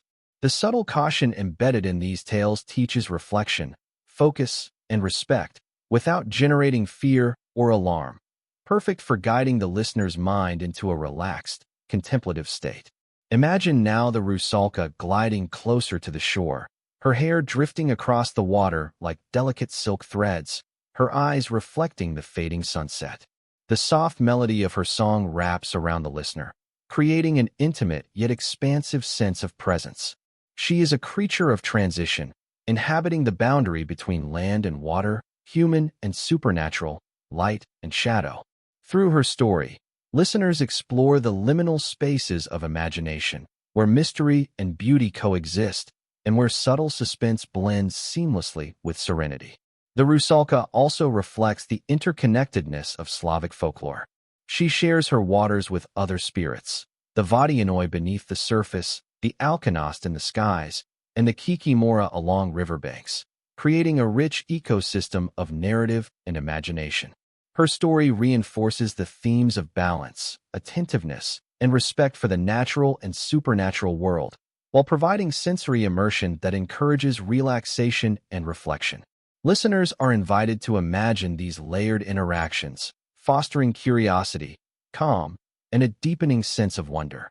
Picture the rusalka's song fading as night approaches. The sky turns deep indigo, and the first stars glimmer above. The river reflects the changing light, rippling softly with her gentle movements below. The forest edges and reeds are quiet, carrying the scent of moss, wet soil, and distant blossoms. Even as her song retreats, the rusalka's presence lingers in the imagination, a reminder of beauty, melancholy, and the gentle mysteries of nature. Her story encourages a reflective mind, a sense of curiosity, and a calm, immersive journey into folklore. Even in her more somber tales, the rusalka teaches without cruelty. Her subtle tension and enchanting presence encourage attentiveness, emotional reflection, and mindfulness. The imagery of flowing water, soft melodies, and twilight landscapes fosters a tranquil, immersive experience, guiding listeners toward relaxation while maintaining engagement. Through her story, imagination is invited to wander safely, to explore mystery without fear, and to absorb the delicate lessons embedded in folklore. As the night settles, imagine the rusalka drifting beneath the river's surface, her form barely visible but her presence unmistakable. The gentle flow of water, the shimmer of moonlight on ripples, and the soft hum of nocturnal insects create a serene, hypnotic rhythm. Her story leaves a lingering sense of calm, wonder, and reflection, perfectly preparing the listener for sleep. Through her narrative, the rusalka becomes a guide to imagination, serenity, and subtle, insightful lessons, carrying the mind further into the immersive, magical world of Slavic legends. Now, let us drift back toward the still, dark waters of rivers, ponds, and lakes, where another ancient Slavic spirit dwells, the Vodianoi. Unlike the ethereal Rizalki, whose haunting beauty floats near the water's surface, the Vodianoi is deeply tied to the depths, ruling the submerged world with quiet, deliberate power. Picture a moonlit riverbank, the water reflecting a silvered glow, soft ripples moving gently with the night breeze, and the faint scent of wet earth, algae, and reeds. Beneath this tranquil surface lies a being both feared and respected, a guardian of aquatic life, who watches silently, assessing those who approach his watery domain. Vodianoi is often depicted as an old man with a greenish, slimy complexion, long tangled hair, and a beard thick with river weeds. His eyes, glowing faintly in the darkness, reveal both wisdom and cunning. He is said to dwell in underwater huts, surrounded by his collection of treasures, logs, discarded objects, and occasionally, items stolen from careless humans. In some stories, he drifts close to the surface, creating whirlpools or ripples that hint at his presence, reminding humans that the river or pond is not simply a passive element of nature, but a world alive and aware. Imagine standing at the edge of a quiet pond in the early evening. The sun has faded behind clouds, the water reflects the soft colors of twilight, and the surrounding reeds sway with a gentle rhythm. Somewhere below, a ripple disturbs the surface, the subtle suggestion of a hidden presence. This is the Vodianoi, moving with deliberate grace beneath the waves, a figure of both danger and fascination. His stories serve as lessons of respect, patience, and attentiveness, blending calm, immersive narration with gentle suspense perfect for bedtime storytelling. The Vodianoi's temperament, like the water he inhabits, can shift with conditions. On one hand, he may be benevolent, guiding fishermen to abundant catches or ensuring the safety of those who honor his waters. In some tales, offerings of bread, milk, or small gifts are left by villagers at riverbanks to appease him, ensuring safe passage or protection from drowning. On the other hand, he can be vengeful, particularly if humans pollute or disrespect the waters, or if they act with arrogance or greed. In these cases, sudden whirlpools, capsized boats, or mysterious disappearances serve as reminders of his power. Imagine gliding along a narrow river in a small wooden boat. The water is smooth, reflecting the darkening sky and flickering stars. The only sounds are the gentle splash of oars and the distant rustle of reeds. Beneath the surface, the Vodianoi stirs silently, his presence felt more than seen, an acknowledgement that humans are not the sole rulers of the world. This subtle tension, the sense of unseen life beneath the calm waters, creates an immersive, hypnotic atmosphere, combining mild suspense with soothing narrative rhythm. Vodianoi's connection to nature is profound. He embodies the life-giving and dangerous aspects of water simultaneously. Rivers and ponds provide nourishment, food, and transportation, yet they can be unpredictable, swift, and deadly. The Vodianoi represents this duality, teaching listeners that respect for the natural world is essential and that attentiveness and humility can ensure safety and harmony. In this way, the folklore serves both as cultural memory and practical guidance, wrapped in captivating storytelling. Imagine the soft glow of fireflies along the riverbank, the hum of crickets blending with the gentle lapping of water. Somewhere below, the Vadianoi shifts his weight, moving with the rhythm of underwater currents, barely perceptible yet undeniably present. This immersive imagery draws the listener into the scene, fostering a sense of wonder, relaxation, and gentle suspense. The narrative rhythm mirrors the movement of water itself, fluid, soft, and calming, yet alive with energy beneath the surface. Vadiano also interacts with other spirits, such as the Rizalki, highlighting the interconnectedness of the Slavic mythological world. While Rizalki may drift near the surface, singing and tempting with haunting beauty, Vadianoi lurks below, representing the unseen, more primal power of water.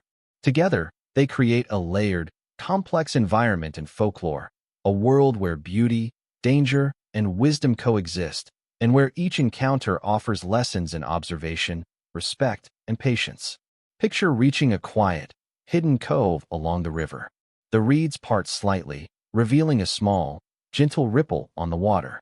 Beneath it, the Vadianoi watches, assessing quietly, a reminder that curiosity must always be tempered with caution and respect. His story is not meant to frighten violently, but to immerse the listener in a world where imagination blends with observation, where calm and curiosity coexist, and where the mind can safely explore both wonder and subtle suspense. Even in his more fearsome depictions, the Vadianoi is not chaotic or cruel for its own sake. He is a guardian, a teacher, and a reflection of natural law.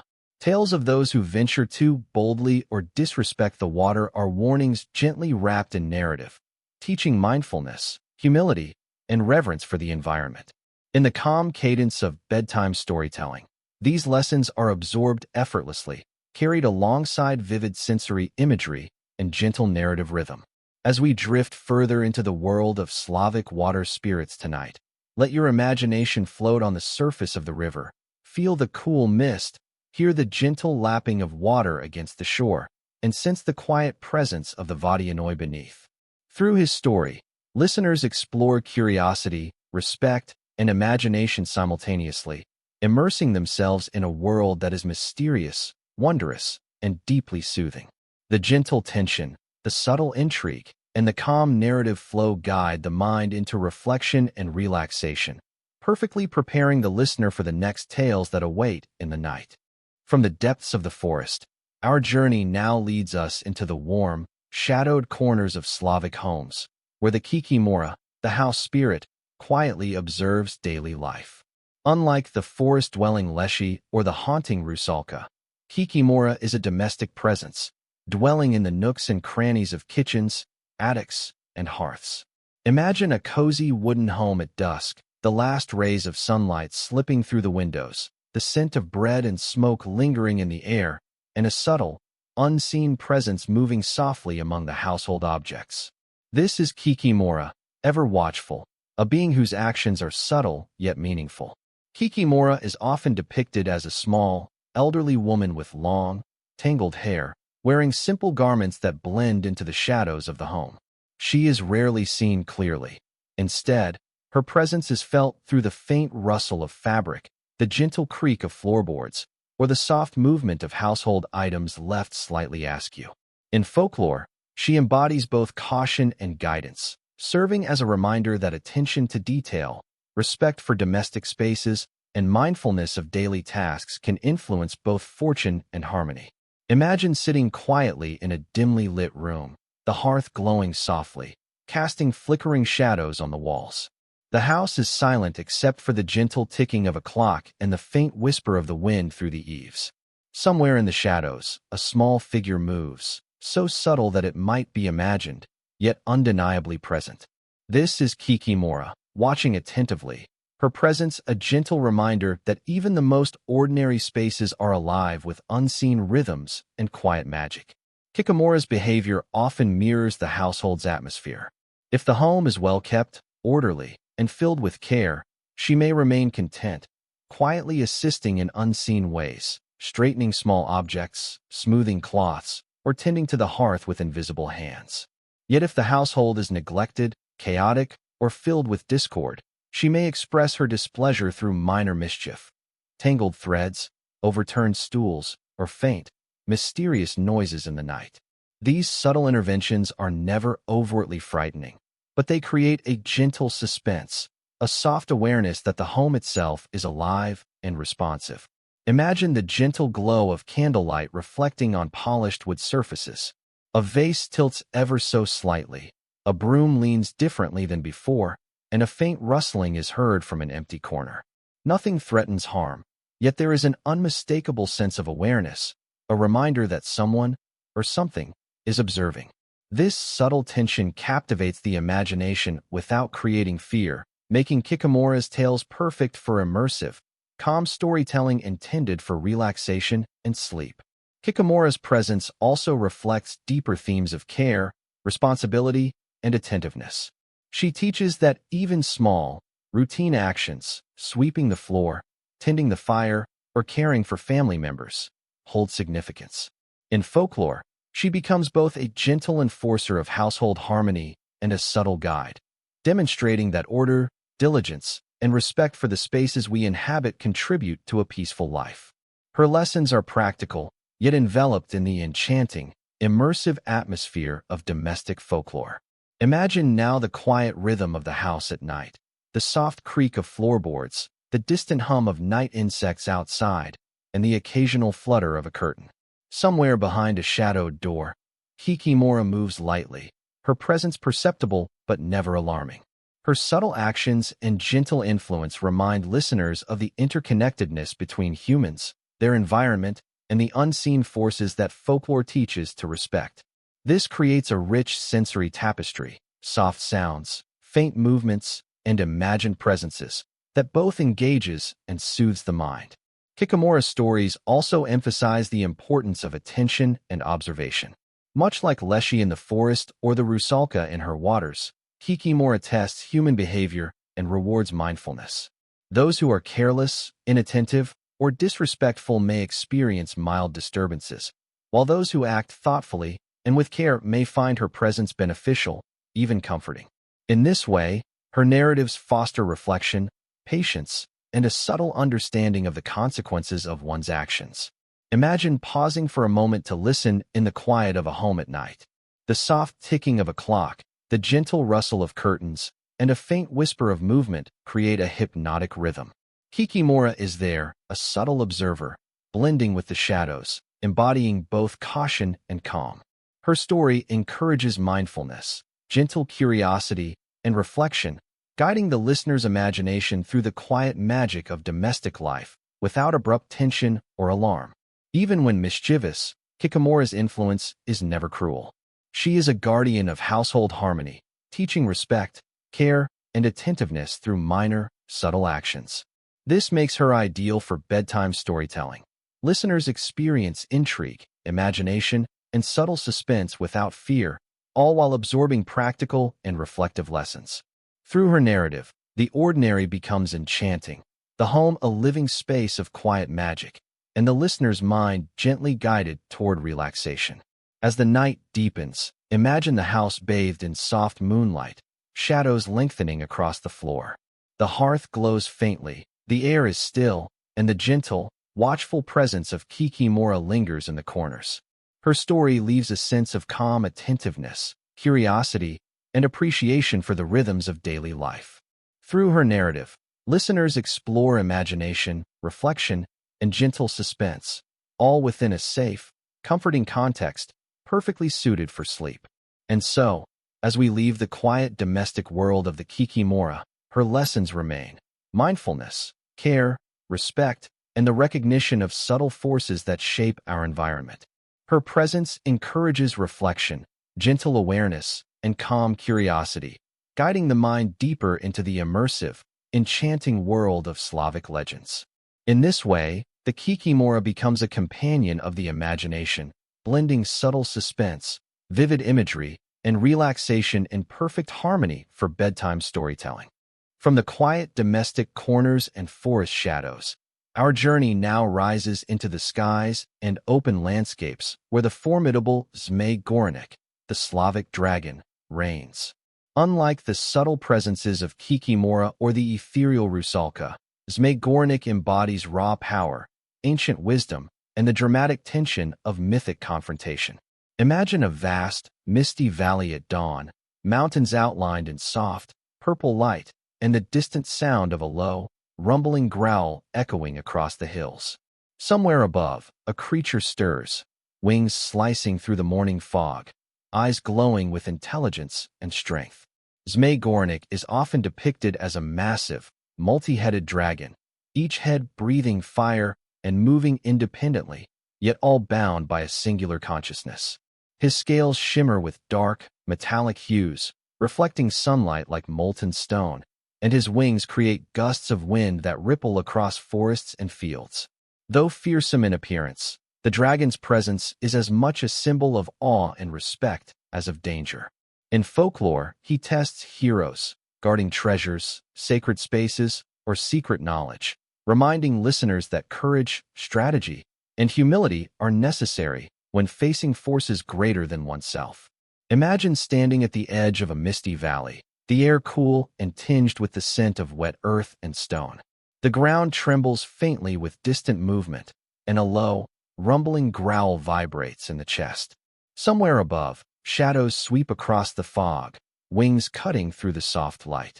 This is Zmei, a being both terrifying and majestic, whose presence commands attention, reflection, and careful observation. The tension is palpable but softened by the narrative's calm cadence, creating a hypnotic blend of awe and serenity. In many legends, Zmei interacts with heroes and villagers, testing their courage, wit, and moral character. Success often comes not from sheer strength, but from cleverness, patience, and respect for the dragon's power. Some stories describe heroes approaching with humility, solving riddles, or performing acts of bravery that earn the dragon's respect or access to hidden treasures. Others, who act recklessly, face fiery obstacles or are forced to retreat. These narratives teach that intelligence, preparation, and respect for natural and supernatural forces are as valuable as courage and strength, all within a context suitable for calm, immersive storytelling. Picture a high mountain pass, clouds drifting lazily between jagged peaks. A faint shadow crosses the fog, followed by the low flapping of enormous wings. Zmei descends slowly, each movement deliberate, almost ceremonial. He is not attacking but observing, testing the patience and focus of those below. This creates a soft suspense, engaging the imagination without startling the listener, perfectly aligned with the hypnotic rhythm and calm pacing of bedtime storytelling. Zmei multi-headed form adds a layer of subtle intrigue. Each head may act independently, sometimes disagreeing or displaying unique expressions, yet all remain coordinated, reflecting both chaos and harmony within a single being. This duality mirrors the broader themes of Slavic mythology: power intertwined with wisdom, danger balanced by lessons, and the natural world reflecting both challenge and beauty. Listeners are drawn into these dynamics, imagining the creature's movements, the interplay of heads, and the immense scale of its presence, all while remaining immersed in a soothing narrative cadence.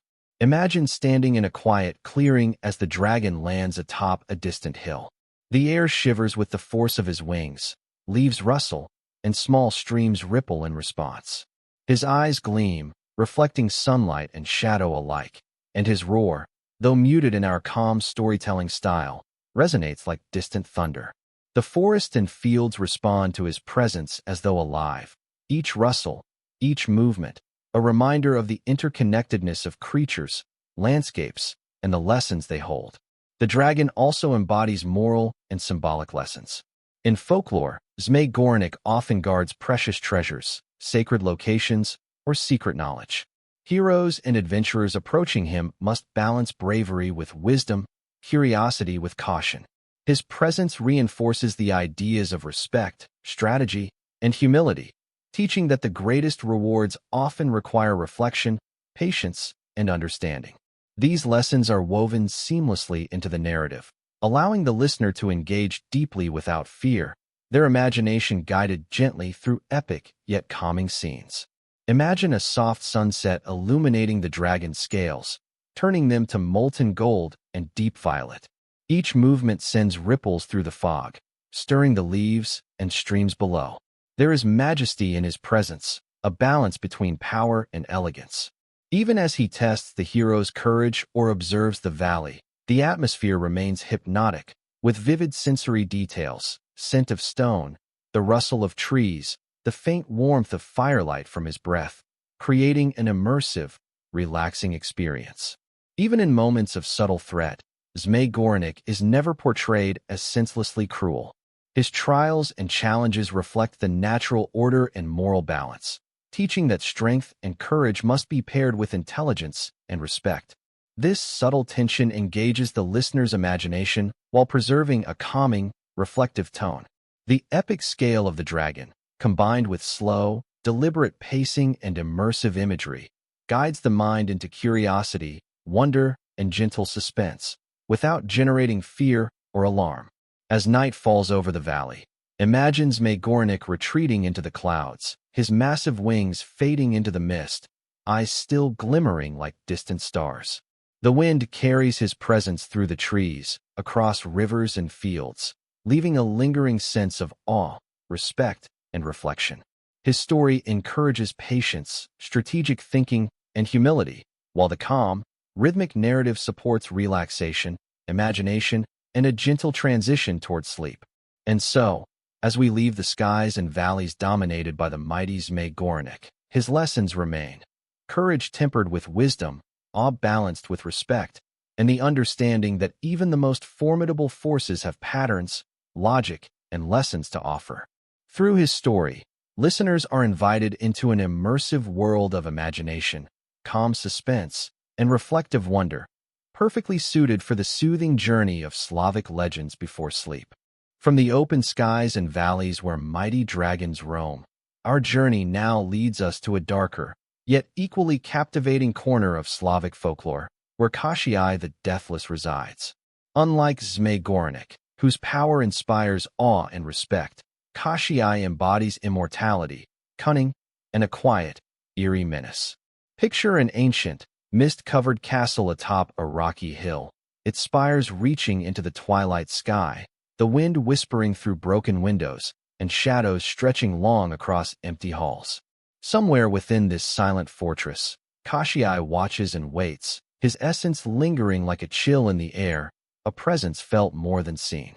Kashii is often depicted as a gaunt, skeletal figure with sharp features, his eyes deep and penetrating, holding the wisdom and malice of centuries. His immortality is bound to hidden objects, often called death needles or enchanted chests, placed far from his grasp, making him unkillable unless his secret is discovered. This aspect of folklore transforms him into a figure of fascination, a villain whose power is immense yet fragile, whose cunning ensures survival, and whose tales are filled with subtle tension rather than overt violence. The eeriness of Kashii's world captivates the imagination while maintaining a calm, immersive pace suitable for bedtime storytelling. Imagine approaching the ancient castle through a misty forest path. The air is damp and cool, carrying the scent of moss, stone, and distant smoke. Shadows move strangely among the twisted trees, branches creaking softly in the wind. A chill runs along the spine, not of fear, but of curiosity, a subtle reminder that something extraordinary resides nearby. This is Kashii's domain, a place where time feels stretched, where stillness carries weight, and where every step is observed by a mind older and sharper than any living human. Kashii's tales often involve heroes seeking to rescue captives or uncover hidden treasures, requiring patience, cleverness, and careful planning. Unlike brute force confrontations with dragons or forest spirits, interaction with Kashii emphasizes intellect, strategy, and moral character. Success comes from cleverness, observation, and courage tempered with thoughtfulness. These narratives create a gentle suspense that engages the listener without abrupt alarm, aligning perfectly with a calm, immersive storytelling style designed to relax the mind while maintaining attention. Picture walking through a dimly lit hall, the floor's cold stone underfoot, torches flickering softly along the walls. Every shadow seems alive, every echo carries a hint of movement. Somewhere behind a door, Kashii waits, unblinking, his presence palpable. There is no rush, no immediate threat, only a quiet, eerie tension that draws the imagination into reflection and careful observation. The suspense is slow, measured, and hypnotic, ideal for bedtime immersion, where curiosity blends with calm anticipation. Kashiai's immortality is central to his mystique. His life is hidden in distant, magical objects, making him both invincible and strangely vulnerable. This paradox adds layers of intrigue, encouraging heroes and listeners to think creatively and observe closely. Each story of Kashiai emphasizes the consequences of choices, the interplay of cunning and patience, and the importance of understanding hidden truths. The subtle tension of searching, discovering, and outwitting an immortal being provides narrative engagement without startling or aggressive action. Imagine a faint glow emanating from a distant tower window, a soft light reflecting on wet stone. The wind carries faint whispers, the rustle of long-forgotten tapestries, and the quiet creak of hinges. Kashiai's presence is felt, a lingering awareness that the unseen is watching, calculating, and waiting. He embodies the delicate balance between fear and fascination, danger and intrigue, capturing the listener's imagination while guiding it gently through the narrative, perfect for bedtime reflection and relaxation. Kashiai's character also teaches subtle moral lessons. His stories emphasize the value of patience, strategy, and moral integrity, highlighting that even the most powerful beings are bound by rules, vulnerabilities, and logic. Heroes who approach him recklessly often fail, while those who act with wisdom, courage, and careful observation succeed. These principles translate seamlessly into reflective bedtime storytelling. Listeners engage mentally, consider choices and consequences, and explore suspense in a controlled, calming manner. Picture now the castle at night, bathed in silver moonlight. Shadows stretch across the courtyards, wind stirs the leaves of a nearby grove, and the faint outline of Kashiai's skeletal figure moves silently within the halls. The air feels charged with quiet intelligence and latent power, yet there is no urgency, no sharp threat, only a slow, deliberate tension that invites the imagination to wander, consider, and immerse itself in the layers of story, mystery, and reflection. Even in his more sinister depictions, Kashiai is never chaotic or violent for its own sake. His intelligence, patience, and strategic thinking create suspense through subtlety, observation, and moral lessons rather than abrupt action. The narrative unfolds slowly, with careful pacing, immersive sensory details, and a rhythm that is both calming and engaging. Listeners can explore the eerie, otherworldly qualities of the immortal villain while remaining enveloped in a safe, reflective, and relaxing experience. As the night deepens, imagine Kashiai retreating to his hidden chambers, the castle settling into an almost palpable stillness. The wind hums softly through towers, the moonlight glimmers on ancient stone, and the chill of his presence lingers like a quiet memory. His story leaves behind reflections on patience, strategy, curiosity, and respect for forces beyond human understanding. Listeners are gently guided into contemplation, imagination, and relaxation, perfectly aligned with the immersive rhythm of bedtime storytelling. And so, as we leave Kashiai the Deathless in his ancient, misty castle, the lessons linger, cunning tempered with integrity, patience paired with courage, and respect for the hidden rules that govern even the most powerful beings. His presence in the narrative invites imagination, reflection, and subtle suspense, blending eerie fascination with calm, immersive storytelling, guiding the listener deeper into the enchanting and mysterious world of Slavic legends before sleep. From the dark, immobile halls of Kashiai the Deathless, our journey now drifts toward flowing rivers, serene lakes, and quiet ponds where the Vadianoi, the Slavic water spirit, dwells. Unlike the Kikimora or Leshy, whose realms are domestic or terrestrial, Vadianoi exists in water, embodying the ebb and flow of life, the hidden power of natural currents, and the mysteries that lie beneath calm surfaces. Imagine a quiet riverbank at twilight, mist curling above the water, the faint scent of reeds and wet earth lingering in the air, and somewhere below the rippling surface, a presence stirs, ancient, observant, and quietly commanding. Vadianoi is often depicted as a tall, aquatic figure, with a humanoid upper body, greenish, slimy skin, and long hair that floats like algae in the currents. His lower half resembles the tail of a fish or a mass of flowing water, giving him fluidity and grace. Sometimes his eyes glimmer like submerged gemstones, reflecting both the depth of his wisdom and the subtle menace of his domain.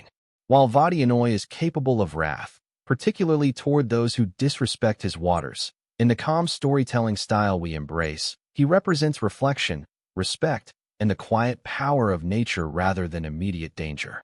Imagine standing at the edge of a river as dusk settles, the water glimmering under fading light. Dragonflies hover over the surface, reeds sway gently in the evening breeze, and the air is filled with the earthy scent of water and moss. Suddenly, the water ripples as if something just beneath the surface is watching, moving with deliberate grace. This is Vadianoi, observing attentively, a guardian of his watery domain, reminding humans that water, like life, is fluid, alive, and deserving of respect.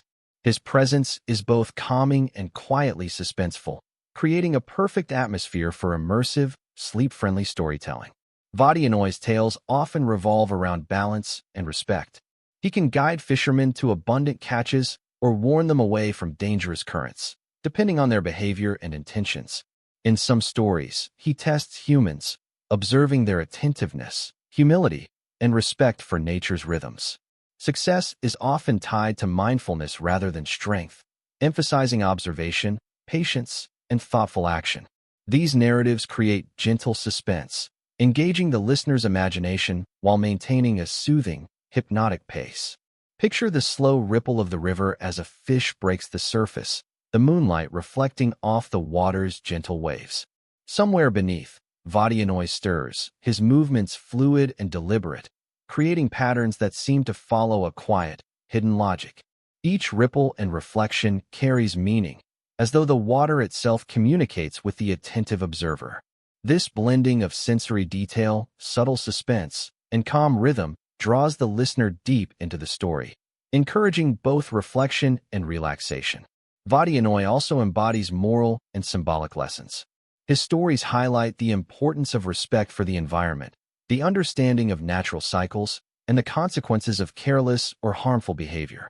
Humans who honor his domain find aid and guidance, while those who act recklessly or disrespectfully may encounter subtle obstacles, such as sudden fogs, snags and nets, or unfamiliar currents. In this way, the water spirit teaches that awareness, reverence, and patience are necessary qualities when navigating both natural and supernatural realms. Imagine now the gentle flow of a moonlit stream, the water shimmering like liquid silver, reeds brushing softly against the surface. Vadianoi rises slowly, his hair drifting like underwater plants, eyes reflecting the pale light, and presence radiating calm authority. The surrounding environment responds to him. The wind softens, the water moves in gentle arcs, and distant creatures pause in quiet recognition.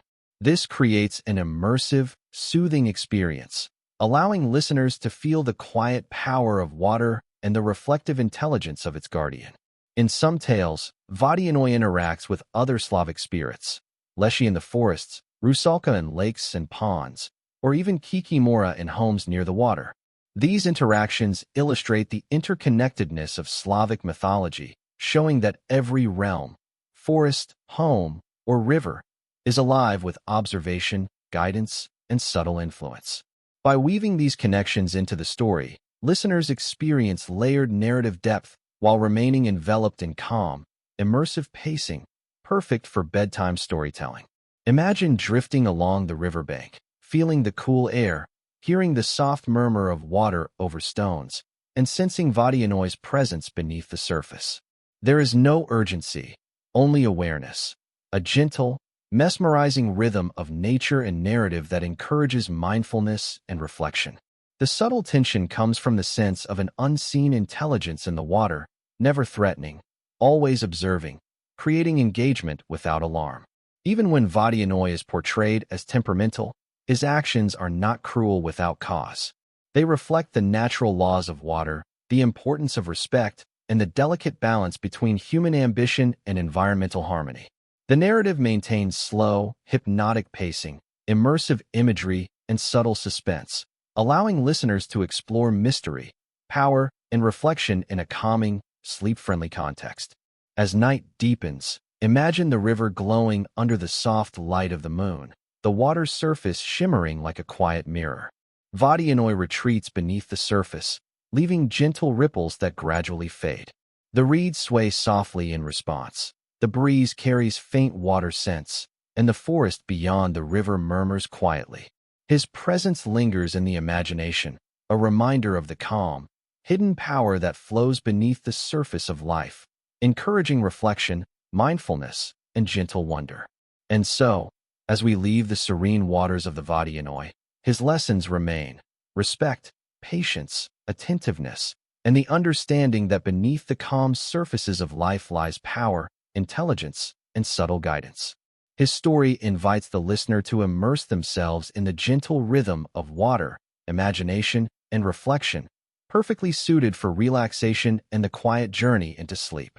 As our journey through the mystical realms of Slavic folklore draws to a close, we return from forests, rivers, mountains, and castles to the quiet comfort of imagination and reflection.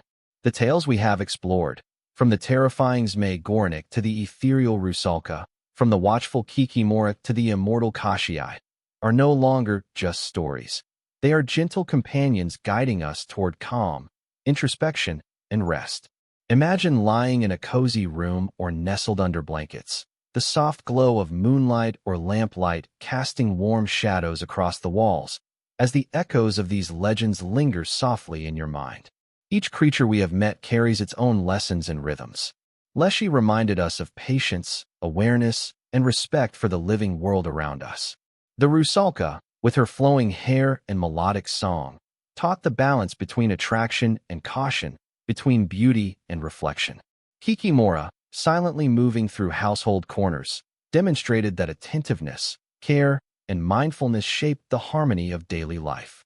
Even Zmei Gornik, with his immense wings and fiery breath, illustrated courage paired with strategy, while Kashiai the Deathless offered reflections on intelligence, patience, and moral awareness. And the Vodyanoi, flowing gently beneath water, reminded us that calm, observation, and respect for hidden forces carry their own wisdom. Imagine the gentle rhythm of your own breathing, syncing with the ebb and flow of these stories. Each exhale releases tension, each inhale draws in imagination and wonder. The worlds we have traversed, while filled with magic, caution, and subtle suspense, now settle around you like a soft, protective blanket. The creatures and spirits are no longer distant, terrifying, or mysterious. They are companions, guiding your mind through layers of calm imagery, reflection, and gentle curiosity. As we revisit each legend in memory, notice the vivid details that linger: the glint of scales on a dragon, the shimmer of a Rusalka's hair in moonlit waters, the quiet rustle of Kikimora's movements through a shadowed room, the soft sway of trees in Leshy's forest, the low, hypnotic ripple of Vodyanoj's river.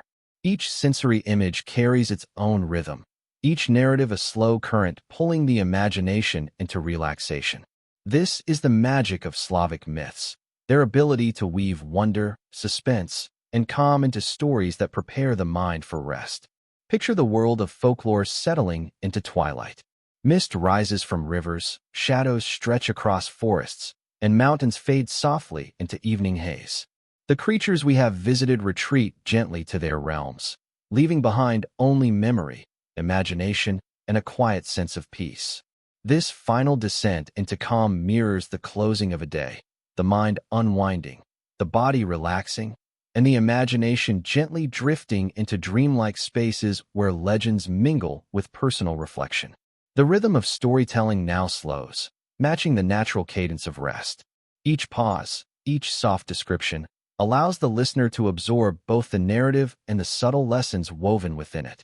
Courage, curiosity, respect, patience, and mindfulness, the themes carried by each Slavic creature, become part of the gentle mental tapestry that prepares the mind for sleep. There is no rush, no sudden action, only the soft, flowing movement of imagination guided by calm, deliberate narration. Imagine now a quiet landscape where all the elements of our journey converge. A forest edge meets a calm river, a distant mountain towers above a soft valley, and the night sky is dotted with stars. The spirits and creatures we have encountered appear briefly in memory. Leshy's watchful gaze, the Rusalka's melodic song, Kikimora's careful movements, Smegornika's majestic wings, Kashiai's quiet intelligence, and Vadianoi's gentle ripples. Each presence is softened by distance, becoming part of a harmonious, immersive dreamscape that gently enfolds the listener. This is the essence of bedtime storytelling with history and mythology, to create a space where the mind can wander safely, guided by narrative, sensory detail, and gentle suspense. The creatures of Slavic legend are no longer terrifying, but are teachers and companions, helping the imagination relax while reflecting on the lessons embedded within each tale. Their stories encourage patience, mindfulness, and a sense of wonder that extends beyond the imagination and into restful, contemplative states. Picture lying comfortably, the mind settling like a river into still water. The stories, images, and lessons drift softly in memory, blending with the rhythm of breath, the quiet of the room, and the gentle cadence of imagination. The creatures no longer move actively, their energy now part of a tranquil current that carries the listener deeper into rest.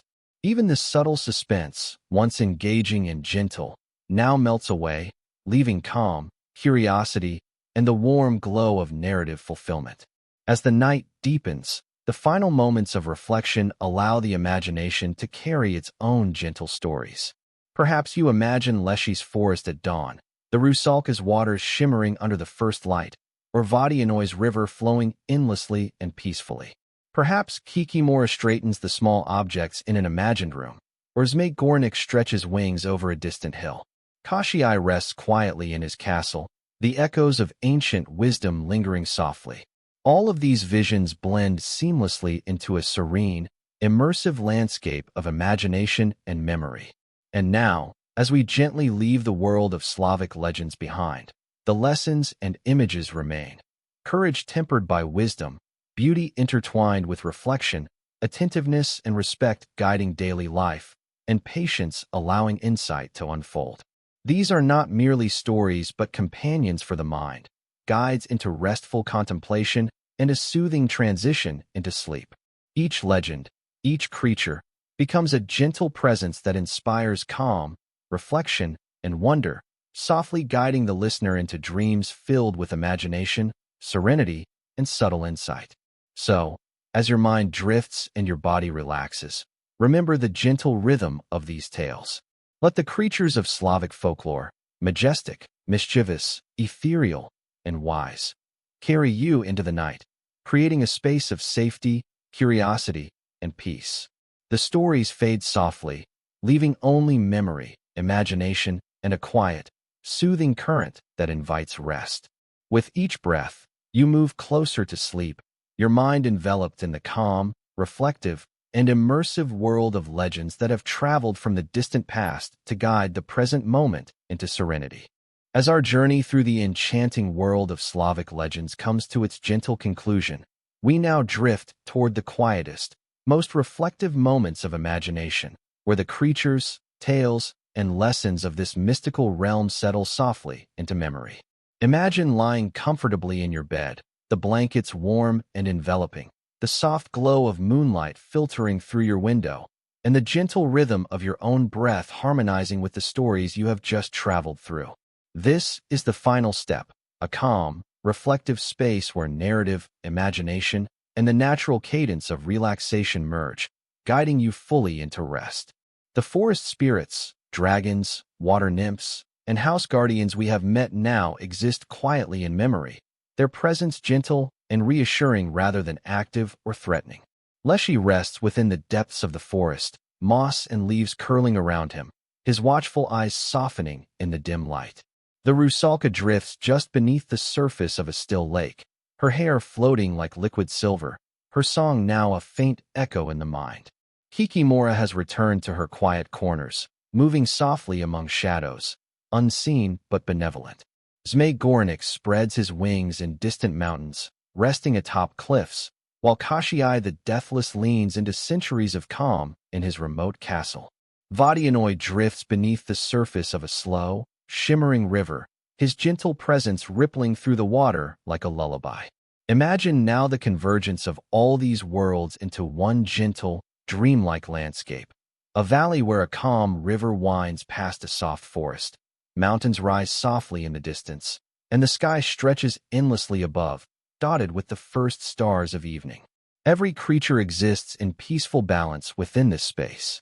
There is no rush, no tension, only a slow, deliberate rhythm that encourages the mind to rest, the body to relax, and the imagination to wander gently among safe, magical landscapes. In this final reflection, notice how each story and each being contributes to a sense of calm and insight. Leshy reminds us of patience and attentiveness. The Rusalka teaches the delicate balance between attraction and caution. Kikimora encourages mindfulness and care in everyday spaces. Zmai demonstrates courage tempered by wisdom. Kashii shows the power of strategy, reflection, and observation. And Vadianoi embodies respect for natural cycles and the quiet forces that flow beneath the surface. Each lesson has settled softly in the mind, leaving a foundation of gentle wisdom and tranquility. Picture lying quietly, your own breathing syncing with the ebb and flow of rivers, the rustle of leaves, the soft sigh of wind across mountains, and the faint echo of footsteps in distant forests. The gentle rhythm of the world of Slavic myths mirrors the internal rhythm of relaxation. Each inhale carries curiosity, each exhale releases tension. The stories we have explored become companions of the mind, guides through imagination, and gentle anchors that create safety, comfort, and serenity as sleep draws near. Now, as your body grows heavier and your eyelids feel softer, imagine a soft twilight settling over this dreamlike landscape. The stars above twinkle faintly, reflecting in calm waters. Leaves sway gently in the forest, shadows stretch softly across mossy floors, and the mountains seem to hum quietly with the rhythm of the wind. Every element carries a subtle reminder of the lessons embedded in the stories: patience, mindfulness, respect, curiosity, and courage. They are absorbed without effort, woven seamlessly into the quiet rhythm of relaxation. Even the creatures themselves now seem to embody this calm. The Rusalka's song has slowed into a soft lullaby. Kikimora moves only in the faintest whisper of shadow, and Vadianoi's ripples drift gently downstream, creating a soothing cadence. Leshy rests peacefully among trees, Zmai curls atop a distant cliff, and Kashii the Deathless sits quietly in his castle, centuries of wisdom folding into stillness. Their presence is reassuring, almost like a gentle heartbeat that merges with the listener's own rhythm, guiding the mind deeper into rest and imagination. Imagine the soft blending of all these elements into a single, serene scene. Water reflecting starlight, leaves rustling in a gentle breeze, mountains softened by distance, and creatures resting in harmony with their environment. The subtle tension and curiosity that carried each story now dissolve into calm, leaving only peaceful awareness and gentle wonder. The listener's imagination floats freely in this safe, reflective space, carried by sensory details, soft rhythm, and immersive imagery designed to encourage sleep.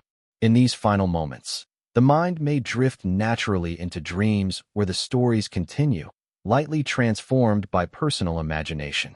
Perhaps the forest whispers secrets in the language of leaves, rivers shimmer with mysterious, friendly currents, and gentle shadows carry lessons softly from the creatures we have met. Each legend fades slowly, yet its presence remains comforting, fostering a sense of balance, reflection, and inner calm that guides the transition from wakefulness into sleep. And now, as your awareness softens and your body grows heavier, allow the stories, landscapes, and creatures of Slavic folklore to fade gently into memory. Each image, lesson, and rhythm becomes part of your calm inner landscape, ready to support dreams filled with curiosity, wonder, and serenity. The journey through forests, rivers, mountains, and castles may have ended, but its essence lingers, carrying the mind softly into the restorative embrace of night. So, as your breath slows and your mind drifts further into relaxation, let the lessons and gentle presence of Slavic myths settle around you. Courage, patience, respect, attentiveness, and imagination now blend into the quiet rhythm of sleep. The creatures, majestic, ethereal, cunning, and wise, rest alongside you in the dreamscape of your mind. With this final, peaceful reflection, the journey concludes, leaving only calm, curiosity, and the gentle embrace of sleep.